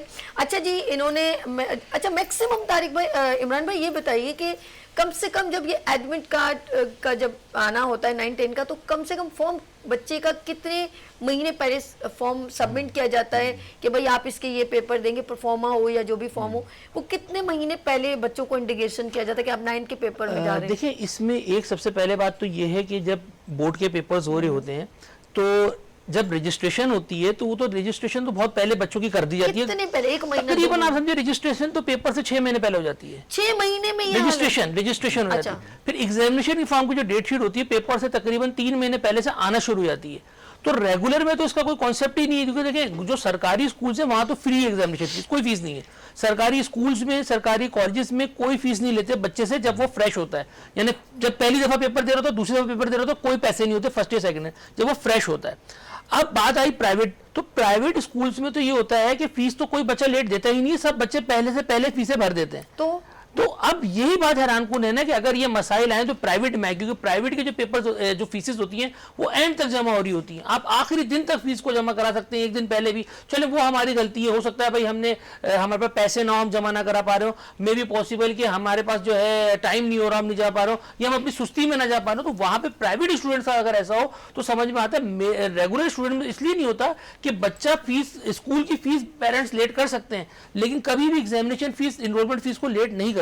अच्छा, यानी कि मैं सती साहब, क्या ये गवर्नमेंट आपके जब प्राइवेट स्कूल की जब इन्होंने बात की, चले हम उधर आ जाते हैं कि प्राइवेट स्कूल वाले जाके पेमेंट उनको कितना इंडिकेशन किया जाता है या अल्टीमेट किया जाता है कि please submit the fees and then I will provide you all admit cards students के देंगे वो आपको, तो वो कब तक वो इंडिकेशन दे देते कि प्राइवेट स्कूल वाले जो है इस दिन जो है ना तमाम रजिस्ट्रेशन क्लियर कर दें, उनका क्या आता हो सिस्टम होता है? देखिए, ये तो जैसे कि भाई ने जवाब दे दिया कि प्राइवेट या गवर्नमेंट का कोई इशू नहीं होता। ये होता है जो प्राइवेट जो कैंडिडेट होते हैं, जो आखिरी वक्तों के अंदर जिनको होता है ना कि आखिरी वक्त के अंदर जाके उनको जागते हैं कि यार पेपर दे दो, ठीक है, वहाँ जो फीस जमा होती है। अब ये देखिए जो न्यूज़ आ रही है वही है कि आखिरी जो 4 डेज के अंदर जो आपके 15,000 वो लोग जो रजिस्टर हुए जिनकी फीस डबल लेट फीस है, यानी अगर 1000 है तो 2000 हो गई फॉर एग्जांपल, तो डेफिनेटली वो बोर्ड ऑफिस को भी फायदा है उसका, जब पैसे आ रहे हैं तो पैसे आने दे। तो लेकिन इसमें फायदे के साथ साथ एक मुस्बित पॉलिसी ये भी है, बच्चे का साल बच रहा है। क्योंकि अगर उस बच्चे का देखिए फीस डबल भी देते हैं तो मैं समझता हूँ कि अगर किसी का साल बच रहा हो तो आप 4 गुना भी फीस दे सकते हैं सर। और मैं एक बात स्कूल की फीस के अंदर ये होता है कि मैं आपको बताऊं, क्योंकि मैं खुद स्कूल के फील्ड से ताल्लुक रखता हूं और मेरे जितना भी सरकारी सारे स्कूल के ऑनर्स वगैरह हैं, मैं आपको बताऊं कि प्राइवेट स्कूल के बारे में ये कहा जाता है ना कि भाई ये लोग जो है ये माफिया हैं और ये आपकी खाल उतार देते हैं। मैं आपको ये बात बता रहा हूँ लिटरली कि मैंने अपनी आंखों से देखा हुआ होता है कि अगर स्कूल के अंदर 9 मैट्रिक के 100 बच्चे जा रहे होते हैं, कुछ के 100 बच्चे जा रहे होते हैं, कुछ के 200, कुछ के 500, क्योंकि ये ऐसा नहीं होता कि आपके भाई एक बच्चे ने फीस दी तो आपने जमा करा दी बोर्ड में जाके 2 ने, इसका बाकायदा पे ऑर्डर बनता है तमाम बच्चों का। तो स्कूल वाले बहुत से इस तरह होते हैं, उनको पता है कि 9 में हमारे पास इतना बच्चा एनरोल्ड है, चाहे 100 बच्चा है, जो 200 है, वो अपने पास से उनका जो है वो फीसेस जो है उनको पता है फॉर्म जाने हैं, तो वो फीसेस अपने पास से पे ऑर्डर बना के आगे भिजवा देते हैं। ठीक है, फिर बच्चा जो है वक्तन फवक्तन दे देता है, कोई बच्चा टाइम पे देता है, कोई लेट देता है, लेकिन ओवरऑल 90% कलेक्शन जो होती है वो फौरन आ जाती है, 10% थोड़ी सी आगे पीछे होती है लेकिन आ जाती है। तो वो फॉर्म जो होता है वो तो वक्त पे ही चले जाते हैं सारे। अच्छा, ये जिस तरह आपने इंडिकेशन किया कि अच्छा है प्राइवेट स्कूल, अच्छा ये प्राइवेट स्कूल फी के ऊपर वो करता है कि आपको प्लेंटी लगेगी या गवर्नमेंट प्लेंटी लगाती है? गवर्नमेंट में तो फ्री हो गया ना, जैसे जिक्र किया, और ये आजकल जो गवर्नमेंट की पॉलिसी है, आई थिंक फर्स्ट ईयर तक जो है वो विदाउट फीस है, कोई फीस नहीं है, सेकंड ईयर तक बुक्स भी फ्री दे रहे हैं, गवर्नमेंट दे रही है। इस साल से बुक्स फ्री नहीं देंगे, इस साल से जो है वो अमाउंट दी जाएगी कैश में, कि बच्चा खुद जाके खरीद ले, कैश दे दिया जाएगा उसको। इस साल से अप्रूव हो चुका है ये, कि मतलब पहले ही होता था ना कि आपको फर्स्ट ईयर, सेकंड ईयर, 9, 10 में बुक्स प्रोवाइड किया थी, अब आपको एक वजीफा दिया जाएगा, आप खुद जाके परचेज। अच्छा इमरान भाई, मैंने एक चीज नोट की कि बच्चे ही नहीं बल्कि स्कूल, प्राइवेट स्कूल के टीचर्स भी परेशान हुए और सब जो स्कूल, जिनके स्कूल से रेलेवेंट बच्चे थे वो भी परेशान हुए ये चेंज करने पे, वो लोग इस चीज़ में कोई हैप्पी नहीं है। वो लोग भी परेशान असल हुए। में ये इत्तेफाक Impression खराब होते हैं एक ना। सिंपल सी चीज होती है ना कि जिसके जैसे अगर मेरे एक बेटा है या एक बेटी है या मेरे आपके है या किसी का भी है, तो हमारी टोटल कायनात यही है। अब बजाय आप ये बोले 4 लाख लोगों में से 2 बच्चों के साथ हुआ है, तो भाई हमारी तो टोटल कायनात यही है ना। अगर हमारे साथ हुआ है तो हमारे लिए ये बहुत बड़ी चीज है, तो अल्लाह ना करे किसी और के साथ हो तो उसके लिए बड़ी चीज है। क्योंकि एक बच्चा अगर एक जगह जाता है और उसके बाद उस जगह से दूसरी जगह जाता है, और हमें ये पता है कि सेंटर उसके प्रेमिसेस के करीब ही है, लेकिन आने जाने के टेंशन में बच्चा उसको भूल सकता है जो उसने याद किया हुआ है, घबराहट में उसके जहन से निकल सकता है, और ये जिस तरह की गर्मी है तो वो अच्छा tension में आ चले, सकता ये है। तो अलग है। चीटिंग इस बार ज्यादा हुई है कि नहीं? चीटिंग इस बार देखिए, मैं पहले भी कई दफा आपके ही प्रोग्राम में और कई प्रोग्राम में बोल चुका हूँ। अभी लास्ट टाइम एक प्रोग्राम में मैंने इसी के बारे में बात की थी, तो काफी पेरेंट्स मेरे नाराज हो गए थे, दोस्तों यारों में भी नाराज हो गए थे, बल्कि मिसेस के पास भी कॉल आई थी खानदान से, यार ये क्या बात बोल रहा है। खैर बहरहाल थोड़ा सा हल्का हाथ रख के अगर बोला जाए तो चीटिंग वाकई में कम हुई है, क्योंकि मैंने हमेशा से एक ही बात देखी है, जो आप ये देखें कि चीटिंग 9-10 में अमूमन सबसे ज्यादा होती है, 9-10 के अंदर। नवेद साहब क्या जी, कह रहे हैं? 9-10 देखिए, बिल्कुल सही, उसकी बिल्कुल बुनियादी वजह ये है कि आप देखें 9-10 का रिजल्ट भी 70% आता है, 70 to 75% के दरमियान कहीं होता है। इंटर में थोड़ी सी नकल कम होती है क्योंकि थोड़ी सख्ती ज्यादा होती है कॉलेजेस में जरा, तो वहां से हमारा जो आ जाता है 30 to 35% के दरमियान आ जाता है। यूनिवर्सिटी के अंदर चले आए तो वहां नकल का कॉन्सेप्ट ही नहीं है। तो अभी आपने देखा होगा एडीसी का रिजल्ट आया है, 13% रेगुलर का आया है, और प्राइवेट का मैं 20 साल से एजुकेशन सिस्टम में मैंने फर्स्ट टाइम देखा 3% रिजल्ट है पासिंग मार्क्स, क्योंकि यूनिवर्सिटी में नकल का कोई कॉन्सेप्ट नहीं है। मेन चीज हमारा भी कसूर है, हम बच्चों को ये कहते थे कि भाई 9-10 में होगा नकल होती है। अब वो बच्चा नकल नहीं भी होती तो भी कहीं ना कहीं रख के लेकर आएगा, निकालने की करके कोशिश करेगा। इंटर में हम कहते हैं थोड़ी बहुत होती है तो वो थोड़ा हल्का हाथ रखे। ग्रेजुएशन में हम कहते हैं भाई सोचना भी नहीं नकल का, तो बच्चा सोचता भी नहीं नकल का। बहुत प्यारी बात की है कि जिस तरह हम उसे फोल्ड करेंगे, क्योंकि उसका कोई कसूर नहीं होता, हम जैसे उसको इमेज दिखाएंगे वो उसी इमेज को फोकस करेगा। बहुत प्यारी बात, एज अ टीचर है तो वो वही सही और ट्रूली बात की है। उन्होंने कोई इसके अंदर पर्दा भी नहीं रखा कि गलती हमारी ही है, चाहे पेरेंट्स हो या उस्ताद हो। अगर जो विजन हम दिखाएंगे बच्चा वही फॉलो करेगा। जाते जाते इनके छोटे छोटे मैसेज लेते हैं। नवेद सती, हमारे साथ ये कैमरा आपका है, आप गवर्नमेंट को या पेरेंट्स को या जो भी ये एक डिजास्टर आया है ये कहूँगी बच्चों के लिए, तो क्या मैसेज देना चाहेंगे? देखिए, अब जो होना था सो हो गया, लेकिन मैं गवर्नमेंट को आपके चैनल के तवज्जो से ये रिक्वेस्ट करना चाहूँगा कि नेक्स्ट जो कमिंग ईयर्स है उसके अंदर एक प्रॉपर सिस्टम के साथ आप इस एग्जामिनेशन सिस्टम को लें, और ये पहले से जो है वो बच्चों के रजिस्ट्रेशन और इनके जो फॉर्म्स देने हैं, जो एडमिट कार्ड्स देने हैं, वो ताकि एक डेट से पहले, कम से कम 1 वीक से पहले जो है वो हर एक को पता होना चाहिए कि मेरा सेंटर कहाँ है, मुझे कहाँ एग्जाम देने जाना है, मैंने अपने बच्चे को लेके कहाँ जाना है। तो ये एक आपसे रिक्वेस्ट है कि इस चीज़ को फॉलो किया जाए प्लीज। ओके, थैंक यू राजा नवेद सती साहब। और मैं इमरान खालिक साहब, प्लीज ये कैमरा है, मैसेज दें जिनको दिल करता है देने का। मेरा पैगाम तो यही है, जैसे तारिक शाह साहब ने बड़ी अच्छी सजेशन दी कि इसको, क्योंकि बोर्ड वाली जो बात की, तो बोर्ड तो चले, आगा खान बोर्ड भी मौजूद है आपका, और अभी ये ज़ियाउद्दीन बोर्ड भी आ गया है, लेकिन जो उनकी ये सजेशन है कि इसको डिस्ट्रिक्ट वाइज कर दिया जाए। 7 अजला हैं तो 7 अजला के से इसको डिस्ट्रीब्यूट कर दिया जाए, तो फिर ये जो मिसहैप्स हैं ये कम हो जाएगी। और दूसरी बात ये कि बच्चों को, पेरेंट्स से मेरी गुजारिश है कि बच्चों को नॉलेज की तरफ लेकर आए, परसेंटेज की तरफ लेके इतना फोर्स मत करें कि वो दीगर जराए ढूंढे, या आप खुद दीगर जराए ढूंढे कि बच्चे को नकल कराए, या क्योंकि ऐसे बच्चे का फिर रिजल्ट जो होता है वो ऐसे ही आता है कि जैसे आपने भी देखा कि जो बच्चे बगैर पेपर दिए या 2 पेपर दे के अभी जिनको आगे जंप लगाई गई थी, तो आगे जाके उनको साथ क्या हुआ। ओके, ये बहुत ज़रूरी है, हमें फॉलो अपने बच्चों के ऊपर ज़रा शेल्टर के तौर पे उनको फॉलो करना है बच्चों को, ताकि वो बच्चे कहीं इधर उधर ना भटक जाएं। Let's see, thank you so much Imran साहब और नवेद साहब, बहुत शुक्रिया। नाज़रीन, आप लोगों ने कहीं नहीं जाना क्योंकि ये सेगमेंट यहाँ पर क्लोज, और मज़े मज़े के खाने और खूबसूरत सी खुशबू मेरे स्टूडियो में मौजूद। यहाँ पर शेफ़ आ चुकी हैं, तो लेते हैं यहाँ पर ब्रेक और मिलते हैं ब्रेक के बाद गुड मॉर्निंग विद सभी के साथ।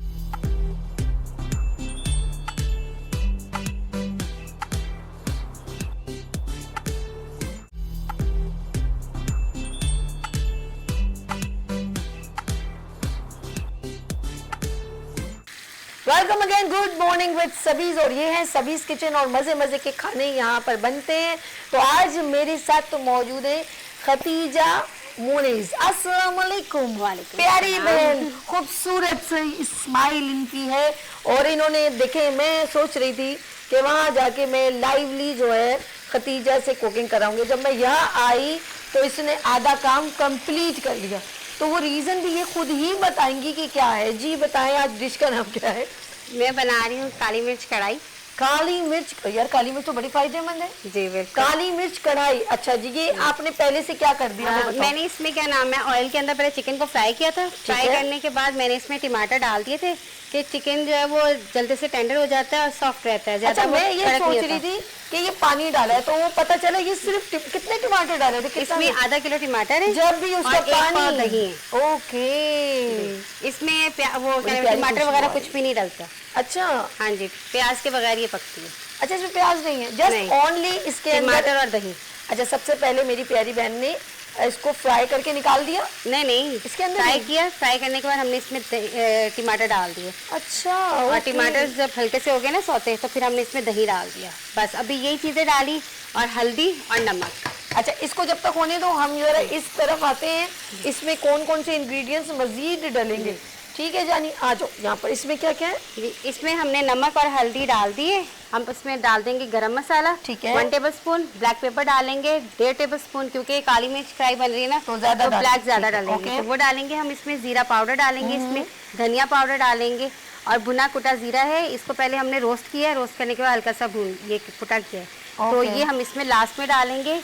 हरी मिर्च और लेमन, ये 3 चीजें हमने लास्ट में डालनी है इसमें, ठीक है। क्योंकि इसका फ्लेवर इसी के साथ आता है, जीरे के साथ। अच्छा, इसमें- अच्छा, इसके साथ फ्लेवर जी ज्यादा हाँ जी, क्योंकि मजेदार। ये भुना हुआ है ना, इसको रोस्ट कर दिया गया है। तो रोस्ट करने के बाद जब हम इसमें डालेंगे तो दम पे रखेंगे, तो इसकी और मजीद खुशबू आएगी। वाओ, जबरदस्त। और ये जब ये डलेगा तो फिर इसका अरोमा भी चेंज हो जी जाएगा। बिल्कुल, अभी तो different आ ही लगेगी। रहा है। अभी तो बिल्कुल डिफरेंट लग रही है ना, कि हाँ। येलो येलो सी है। जब इसमें ब्लैक पेपर ऐड हो जाएगा, ये सब चीजें ऐड हो जाएंगी, तो ये बिल्कुल क्या डिफरेंट बात। हो अच्छा, जाएगी। ये अभी इसको कितना सुखाना पड़ेगा? बस थोड़ा सा और, बाकी हम फिर सामान अच्छा, डाल जब देंगे मैं सब कुछ। मुझे ये बताएं, कितने साल से खतीजा आप ऑनलाइन काम कर रही हैं? मुझे अब 6 साल हो गए हैं, माशाल्लाह, 6 साल। और किस नाम से कर रहे हो? केक एंड ग्लेज के नाम से। केक एंड ग्लेज, यानी कि आप बेकिंग भी करते हो? जी जी, अल्हम्दुलिल्लाह। वाह, जबरदस्त, ये भी अच्छी बात है। अच्छा, काफी हद तक डन हो गया है। जी बिल्कुल। हम नहीं चाहते पानी सारा सूख जाए और फिर ये ना हो फिर हमें यहाँ पर मसला हो, लेकिन इन्होंने जिस तरह ये काली मिर्च कढ़ाई, जी, चिकन कढ़ाई कह सकते हैं, बकरी की कढ़ाई भी कह सकते हैं, बिल्कुल। मटन भी, जो भी ये किसी में भी आप पका सकते हैं, लेकिन अच्छा। ये है कि चिकन में झटपट पकती है ये। और ये काफी हद तक डन हो चुकी जी है। बिल्कुल। बस हम इसमें अब स्पाइसेस डालेंगे। आ जाओ आ जाओ आ जाओ। ये जी इन्होंने रेडी कर लिया मेरी प्यारी बहन ने। ओके, अच्छा मैं जरा ये करती हूँ जरा। हाँ हाँ हाँ हाँ हाँ, नाज़रीन, यू लुक एट दिस। इन्होंने सबसे पहले जिन नाज़रीन ने अभी Venus AG TV channel on किया है, मैं रिपीट कर देती हूँ, ये बन रही है क्या हो, काली मिर्च कढ़ाई। चिकन कढ़ाई, काली मिर्च कढ़ाई। yes। हाँ, अब आपकी मर्जी, आप किसी में बनाए। अब इसमें हम डाल देंगे धनिया पाउडर, धनिया पाउडर, ओके, काली मिर्च, और काली मिर्च, जो इसका नाम है काली मिर्च कढ़ाई। बिस्मिल्लाहिर्रहमानिर्रहीम। ओके, जीरा पाउडर, जीरा पाउडर, ओहो, और गरम मसाला। गरम मसाला स्पाइसी है जरा। जी, क्योंकि इसमें लाल मिर्च नहीं है ना, तो हमने अच्छा। इसी के साथ करना है इसको। आ जाओ अनी, जरा ये इस तरह का स्पून जो है ना, मुझसे संभाला नहीं जाता। इसको पोलियो के कतरे देने हैं। ये आप लोग जरा बहुत प्रोफेशनली है ना। जी बिल्कुल। तो हम लोग, मुझे तो लकड़ी का या तो स्टील का होता है, तो उससे जरा सा पकड़ने में, हैंडल करने में आसानी होती है। मैं घर में वैसे लकड़ी का इस्तेमाल करती हूँ। नहीं, चाहे मैं तो अल्लाह गोला का शुक्र है हर चम्मच इस्तेमाल हो जाता है। है चम्मच। ये जो चम्मच है ना, जब चम्मच है, खैर है, कोई बात नहीं। अच्छा, इसमें क्या क्या इंग्रेडिएंट्स है, एक बार रिपीट कर दे जानी। जी, इसमें हमने डाला था ऑयल। ओके, ऑयल के अंदर डाल दिया था चिकन। चिकन को हमने हल्का सा फ्राई किया। फ्राई करने के बाद हमने इसमें टमाटर डाल दिए थे। टमाटर हल्के से सौते हुए थे, तो हमने इसमें दही डाल दी थी 1 प्याली भर के। ठीक है। ठीक है, वो डालने के बाद इसका जब पानी खुश्क हो गया, जैसे अभी खुश्क हुआ था, मैं देख रही हूँ ऑयल आना शुरू हो हाँ गया जी, है। तो हमने इसमें तमाम स्पाइसेस डाल दिए, ओके, जिसमें नमक था, हल्दी थी, धनिया, जीरा, काली मिर्च और गरम मसाला।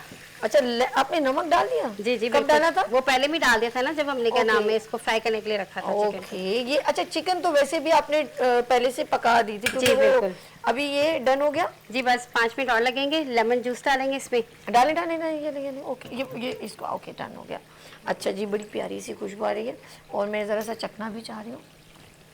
नमक बिल्कुल सही है। ओह यम्मी, जिसको भूख लग रही हो मेरे प्यारे भाई और मेरी प्यारी बहनों, आपको भूख लग रही है, यकीन करें, क्विकली डिश है, बहुत टेस्टी है। आप बोलेंगे सभी ये झूठ, में सच कह रही हूँ, बहुत मज़ेदार है। हरी मिर्च भी ऐड करना है? जी नहीं, वो लास्ट में हम करेंगे गार्निश के तौर गार्निश ये सब मूव कर दूं? पे। जी, इसमें बस ये जीरा कर देना, इधर रख दें। अच्छा अच्छा अच्छा, रोस्टेड, जीरा बाकी सब हटा दी। सब ये आता है क्योंकि यहाँ पर हम डिस्प्ले करेंगे। अच्छा, सबसे ज्यादा ऑर्डर्स किसके आते हैं खदीजा के पास? केक केक के। जी, जी। कौन सा वाला केक ज्यादा? Cream cake. Cream cake, okay. Cream cake इनका ज्यादा ऑर्डर्स में आता है। जी। और मदर्स डे पे भी अल्हम्दुलिल्लाह मेरे क्रीम केक्स के ऑर्डर थे, तो वो फिर मैंने डन करके दिए थे। अरे हाय। अच्छा, मदर्स डे अभी हुआ और अम्मी है? नहीं, मेरी अम्मी नहीं। कितना टाइम हो गया? मेरी अम्मी को काफी टाइम हो गया, 17 साल हो गए। जब आप कितने साल की थी? मैं तकरीबन इधर आओ। 17 साल की थी कितने जब मेरी साल? अम्मी का इंतकाल हुआ था। कमारी? नहीं, शादी हो चुकी थी। मेरे माशाल्लाह 2 बेटे थे, तो अच्छा। जब मेरा दूसरा बेटा 1 साल का हुआ था ना, तब मेरी अम्मी का इंतकाल हो गया था। अम्मी को क्या हुआ था? बस अम्मी गई थी मेरी भाभी को हॉस्पिटल चेक करवाने। अच्छा। तो खुद तबीयत खराब हो गई उनकी। अम्मी याद आती है? जी, सऊदीया में थी ना, तो तब देखा भी नहीं था उनको। ओह, यानी कि तुम यहाँ थी नहीं? हाँ, मैं यहाँ थी, सऊदी अरब में नहीं थी। तो अम्मी का इंतकाल सऊदीया में हुआ था। अच्छा, अम्मी का तो फिर उनको यहाँ लेकर आया गया? नहीं, या वहीं दफना पे। दिया? जी, मेरे मतलब अब्बू ने वहीं पे किया खुशकिस्मती था। है कि उनको तदफीन सऊदीया में किया जी, गया। जी। क्योंकि क्या? मेरे अब्बू ये नहीं मानते ना कि इस तरह ना मैयत को ना लाया जाए। नहीं, एक वो तो खुशकिस्मत है वहाँ पर। एक बात बताओ कि कहते हैं कि अपनी आंखों से कुछ मतलब बॉडी आ जाए दफना, तो दिल को तसल्ली होती है कि अम्मी यही करी। बड़ा दिल यही था, होता है। देखती, लेकिन शायद किस्मत में ही नहीं नहीं नहीं, था। आपको ऐसा फील होता है कि जैसे अम्मी का इंतकाल नहीं हुआ, जैसे मुझे कभी अम्मी का इंतकाल नहीं हुआ, अम्मी यहीं कहीं, ऐसा ऐसा ऐसा होता है? होता है, जब ऐसा कोई दिन आता है तो अम्मी ज्यादा याद आती है। फोन पे बात होती रहती थी? जी जी, बिल्कुल। क्या फोन कहती पे भी थी? बात होती थी। फिर अम्मी जब पाकिस्तान आती थी तो लाहौर होती थी ना, तो फिर मैं वहाँ जाती थी मिलने उनसे। तो ये था कि हम लोग रहते सऊदी अरब में थे सारे, तो अम्मी अब्बू बहन भाई सब उधर होते थे। आप शादी करके यहाँ तो आई। शादी अभी करके आप यहाँ। बच्चे हैं ना आपके? जी जी, कितने बच्चे? मेरे 4 बच्चे हैं। अच्छा, तो आज खुद मदर हो तो माँ की फीलिंग आती है यार इस वक्त अम्मी होती मैं ऐसे शिकायत करती? हाँ, मैं कभी कहती हूँ अपने हस्बैंड को, मैंने कहा आज अगर मेरी अम्मी होती ना, तो वो मुझे देख के कहती कि यार ये वो खतीजा है, कि प्राउड फील करती कि कुछ करके दिखाया मेरी बेटी ने। जबरदस्त, डोंट यू वरी। और देखो अम्मी का जिक्र करते हैं ना, यहाँ से ये जो है ना, बंदा गुफ्तगू भी कर रहा होता है ना, तो यहाँ से अम्मी का अक्स और ये वो है ना, वो हम ब्रीफ करना बड़ा मुश्किल है। अच्छा, बेटियां ज्यादा प्यार करती हैं कुदरती? मेरी छोटी बेटी है ना, वो बहुत करती है। उसको ना परसों से पता था मदर्स डे आ रहा है, तो वो कभी so पेपर sweet. बना रही है, कभी कुछ कर रही है, कभी बाबा को कहती है मम्मा को गिफ्ट दिलाना है। तो वो इतना एक्साइटेड हुई थी, तो मैं इनको हंसी थी। मैंने कहा देखो कितनी छोटी है, लेकिन वो ये चीजों का ख्याल कर रही है और अभी। आज आपकी अम्मी होती तो फिर आप वही ना। अरे अरे क्या बात है। अच्छा, अम्मी के लिए क्या डेडिकेट करना चाहोगे? अगर आपकी मम्मा, आप फील करो कि मैं कहूँ खतीजा आज अम्मी होती तो क्या करती? जैसे तुम्हारी बेटी तुम्हारे लिए करी, आप क्या करती? मैं सबसे पहले अपनी मम्मी के पास ही जाती। मेरी तरह फिर क्या करती वहां जाके? फिर उनको हक करती, हाय, क्योंकि हाय, इतने सालों से हक नहीं किया हुआ। इतने सालों से हक नहीं किया और गले नहीं लगी। जी, बिल्कुल। अच्छा, मैं अम्मी के पास दौड़ती भी जाऊँ ना, तो मेरी अम्मी कहती मुझे पता था तूने आना है ना, तो वो मैं लेके जाती थी उनके लिए गजरे और एक केक लेके जाती थी। तो एक बार मैं ज़रा लेट हो गई, तो उन्होंने मेरे अब्बू भी उस वक्त अल्लाह ने हयात थे, तो कहते थे कि हाँ वो तेरा ही इंतजार कर रही है। मैं जैसे ही शादी के बाद इंटर हुई ना, देर हो गई थी, क्योंकि जब कहा रही थी तो स्कूल में टीचिंग करना और वो मैं फिर सब जल्दी हो जाता था मुझसे। तो मैं जब 12 बजे स्कूल की जैसे 1 बजे छुट्टी हो, तो उस दिन मैं शाम में आई तो अम्मी कह रही थी मैं इंतजार कर रही थी। फर्क थोड़ा सा पड़ता है, लेकिन माँ आपके दरवाजे पे जो वो एक होती है मेरी ना। अम्मी जब लास्ट टाइम मेरे घर से गई थी ना, तो वो ना मुझे ये ना वर्ड कह के गई थी, हुण में आई है दोबारा नहीं आना। तो वो लफ्ज था ना, उसके बाद वाकई मेरी अम्मी नहीं आई थी, यानी कि वो बाद में आई नहीं। तो मैंने कहा अम्मी ने शायद इसीलिए ये वर्ड कह दिया था, मैं हुण आई है ना तो दोबारा मैं नहीं आना। तो मैंने कहा रीजन तो मैंने कहा पता नहीं क्या था कि उनके मुंह से ये लफ्ज निकला है। तो चले उसके वो बाद जहाँ है, कहते हैं बहुत खूबसूरत बकौल नाजिया भी ऐसे बहुत से लोग कहते हैं हमारे जो वालिदैन दुनिया से चले गए वो बहुत खूबसूरत जगह पे। और अल्लाह पाक याद रखिएगा, कभी ये ना समझें कि आपके वालिदैन दुनिया से चले गए तो वो आपसे दूर हो गए। उनकी दुआएं हमेशा आपका साया बन के रहेंगी और वो पीछा करती रहती हैं कभी भी माँ। और अभी भी यकीन करें, आप दुखी होते हैं, आप कहीं तकलीफ़ में होते हैं तो उनको वहाँ उनकी रूह भी उतनी ही तकलीफ़ में होती है। इसीलिए अपने बहन भाइयों से मत उलझा करें, लड़ाई ना किया करें, दुखी ना हुआ करें, क्योंकि माँ बाप आप समझते मर गए, नहीं, कभी नहीं हो सकता। आप जाएं उनकी कब्र पे गुफ्तगू करें, बहुत मज़ा आता है, दिल हल्का हो जाता है। रियली मैं सच कह रही हूँ। तो दुखी सुखी करें, ऐसे लगे जैसे आपकी माँ, आपके बाबा आपके सामने। और तमाम माँओं को, तमाम वालिदैन को मेरा सलाम, और उन बेटियों को ख़ास तौर पे जो अपने वालिदैन के लिए हमेशा कुरान खोल के पढ़ती हैं। और ये मेरी जान सारा ही डाल दिया लेकिन बहुत अच्छा लग रहा है।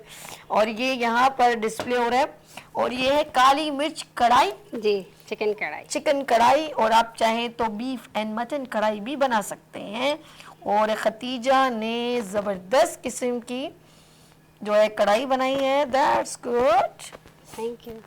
आपने नींबू काट लिया पहले जी, से? जी। That's good. ओके, इसको रिमूव कर दूं शहजादी? ओके माँ, ये हो गया हमारा चिकन रेडी। That's good. ये हो गया। वाओ, ओहो धुआं, ये धुआं कहाँ से उठ रहा, क्या बात है, जबरदस्त। इसको हमने कर दिया साफ, और ये हो गई हमारी डिश। ये वहाँ रख दो चिकन। अब मैं इसको कहती हूँ ऐसे ना, जी नाज़रीन, इस वक्त रेडी है काली मिर्च चिकन कढ़ाई, और बनाई है किसने? शेफ खतीजा ने। Thank you so much darling. That's good. जाते जाते हमारी नाज़रीन को क्या मैसेज दोगे? आज हम यही खुदाफिज करेंगे तुम्हारी कढ़ाई के साथ।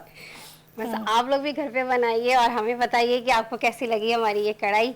और आपको ऑनलाइन ऑर्डर करने के लिए कैसे रब्ता करें वो भी बताओ। आप मेरे कांटेक्ट ले सकते हैं। मेरा नंबर है 03333138 आप मुझे कॉल करें और क्या नाम है अपना ऑर्डर दीजिए, तो मैं इंशाल्लाह आपका ऑर्डर डन कर दूंगी। ओके। और आपका ऑनलाइन में अगर आप रेसिपीज हम देखना चाहें, डिफरेंट बिरयानी, हाँ केक, जी ये बिल्कुल, वो। मेरा यूट्यूब चैनल है बेकिंग विद मरियम के नाम से। आप मेरा चैनल लिंक खोलिए, वहाँ पे मेरी ऑल रेसिपीज हैं, जिसपे मैंने ये भी कढ़ाई बनाई हुई है, तो सब रेसिपीज आपको वहाँ पे भी मिलेंगी। That's good. यार मुझे कब सब्जी खिला रही हो अच्छे से, भिंडी कुरकुरी ये वो कब? चलें नेक्स्ट टाइम। पक्का मैं चाहती हूँ कुछ सब्जी वगैरह भी हो। चलें, ठीक है। है। और लस्सी के साथ हो तो फिर और भी और भी जी नाज़रीन, अगर आप हैं talented and you are watching good morning with Sabhi, of course आप देख रहे हैं इस वक्त, और अगर आपके अंदर कोई किसी तरह का भी स्किल्स है, आप अच्छी सी कुकिंग करते हैं दबंग किस्म की, तो you can join with us. Good morning with सभी यहाँ लेंगे इजाज़त। अपना बहुत ख्याल रखिएगा, मुझे दुआ में याद रखिएगा। इस उम्मीद के साथ मिलेंगे उभरते सूरज की तरह कि हमारी ज़िंदगी हमेशा खुशियों भरी होगी और हमारे वालिदैन का साया हमेशा हम पर सलामत रहे। अल्लाह हाफ़िज़।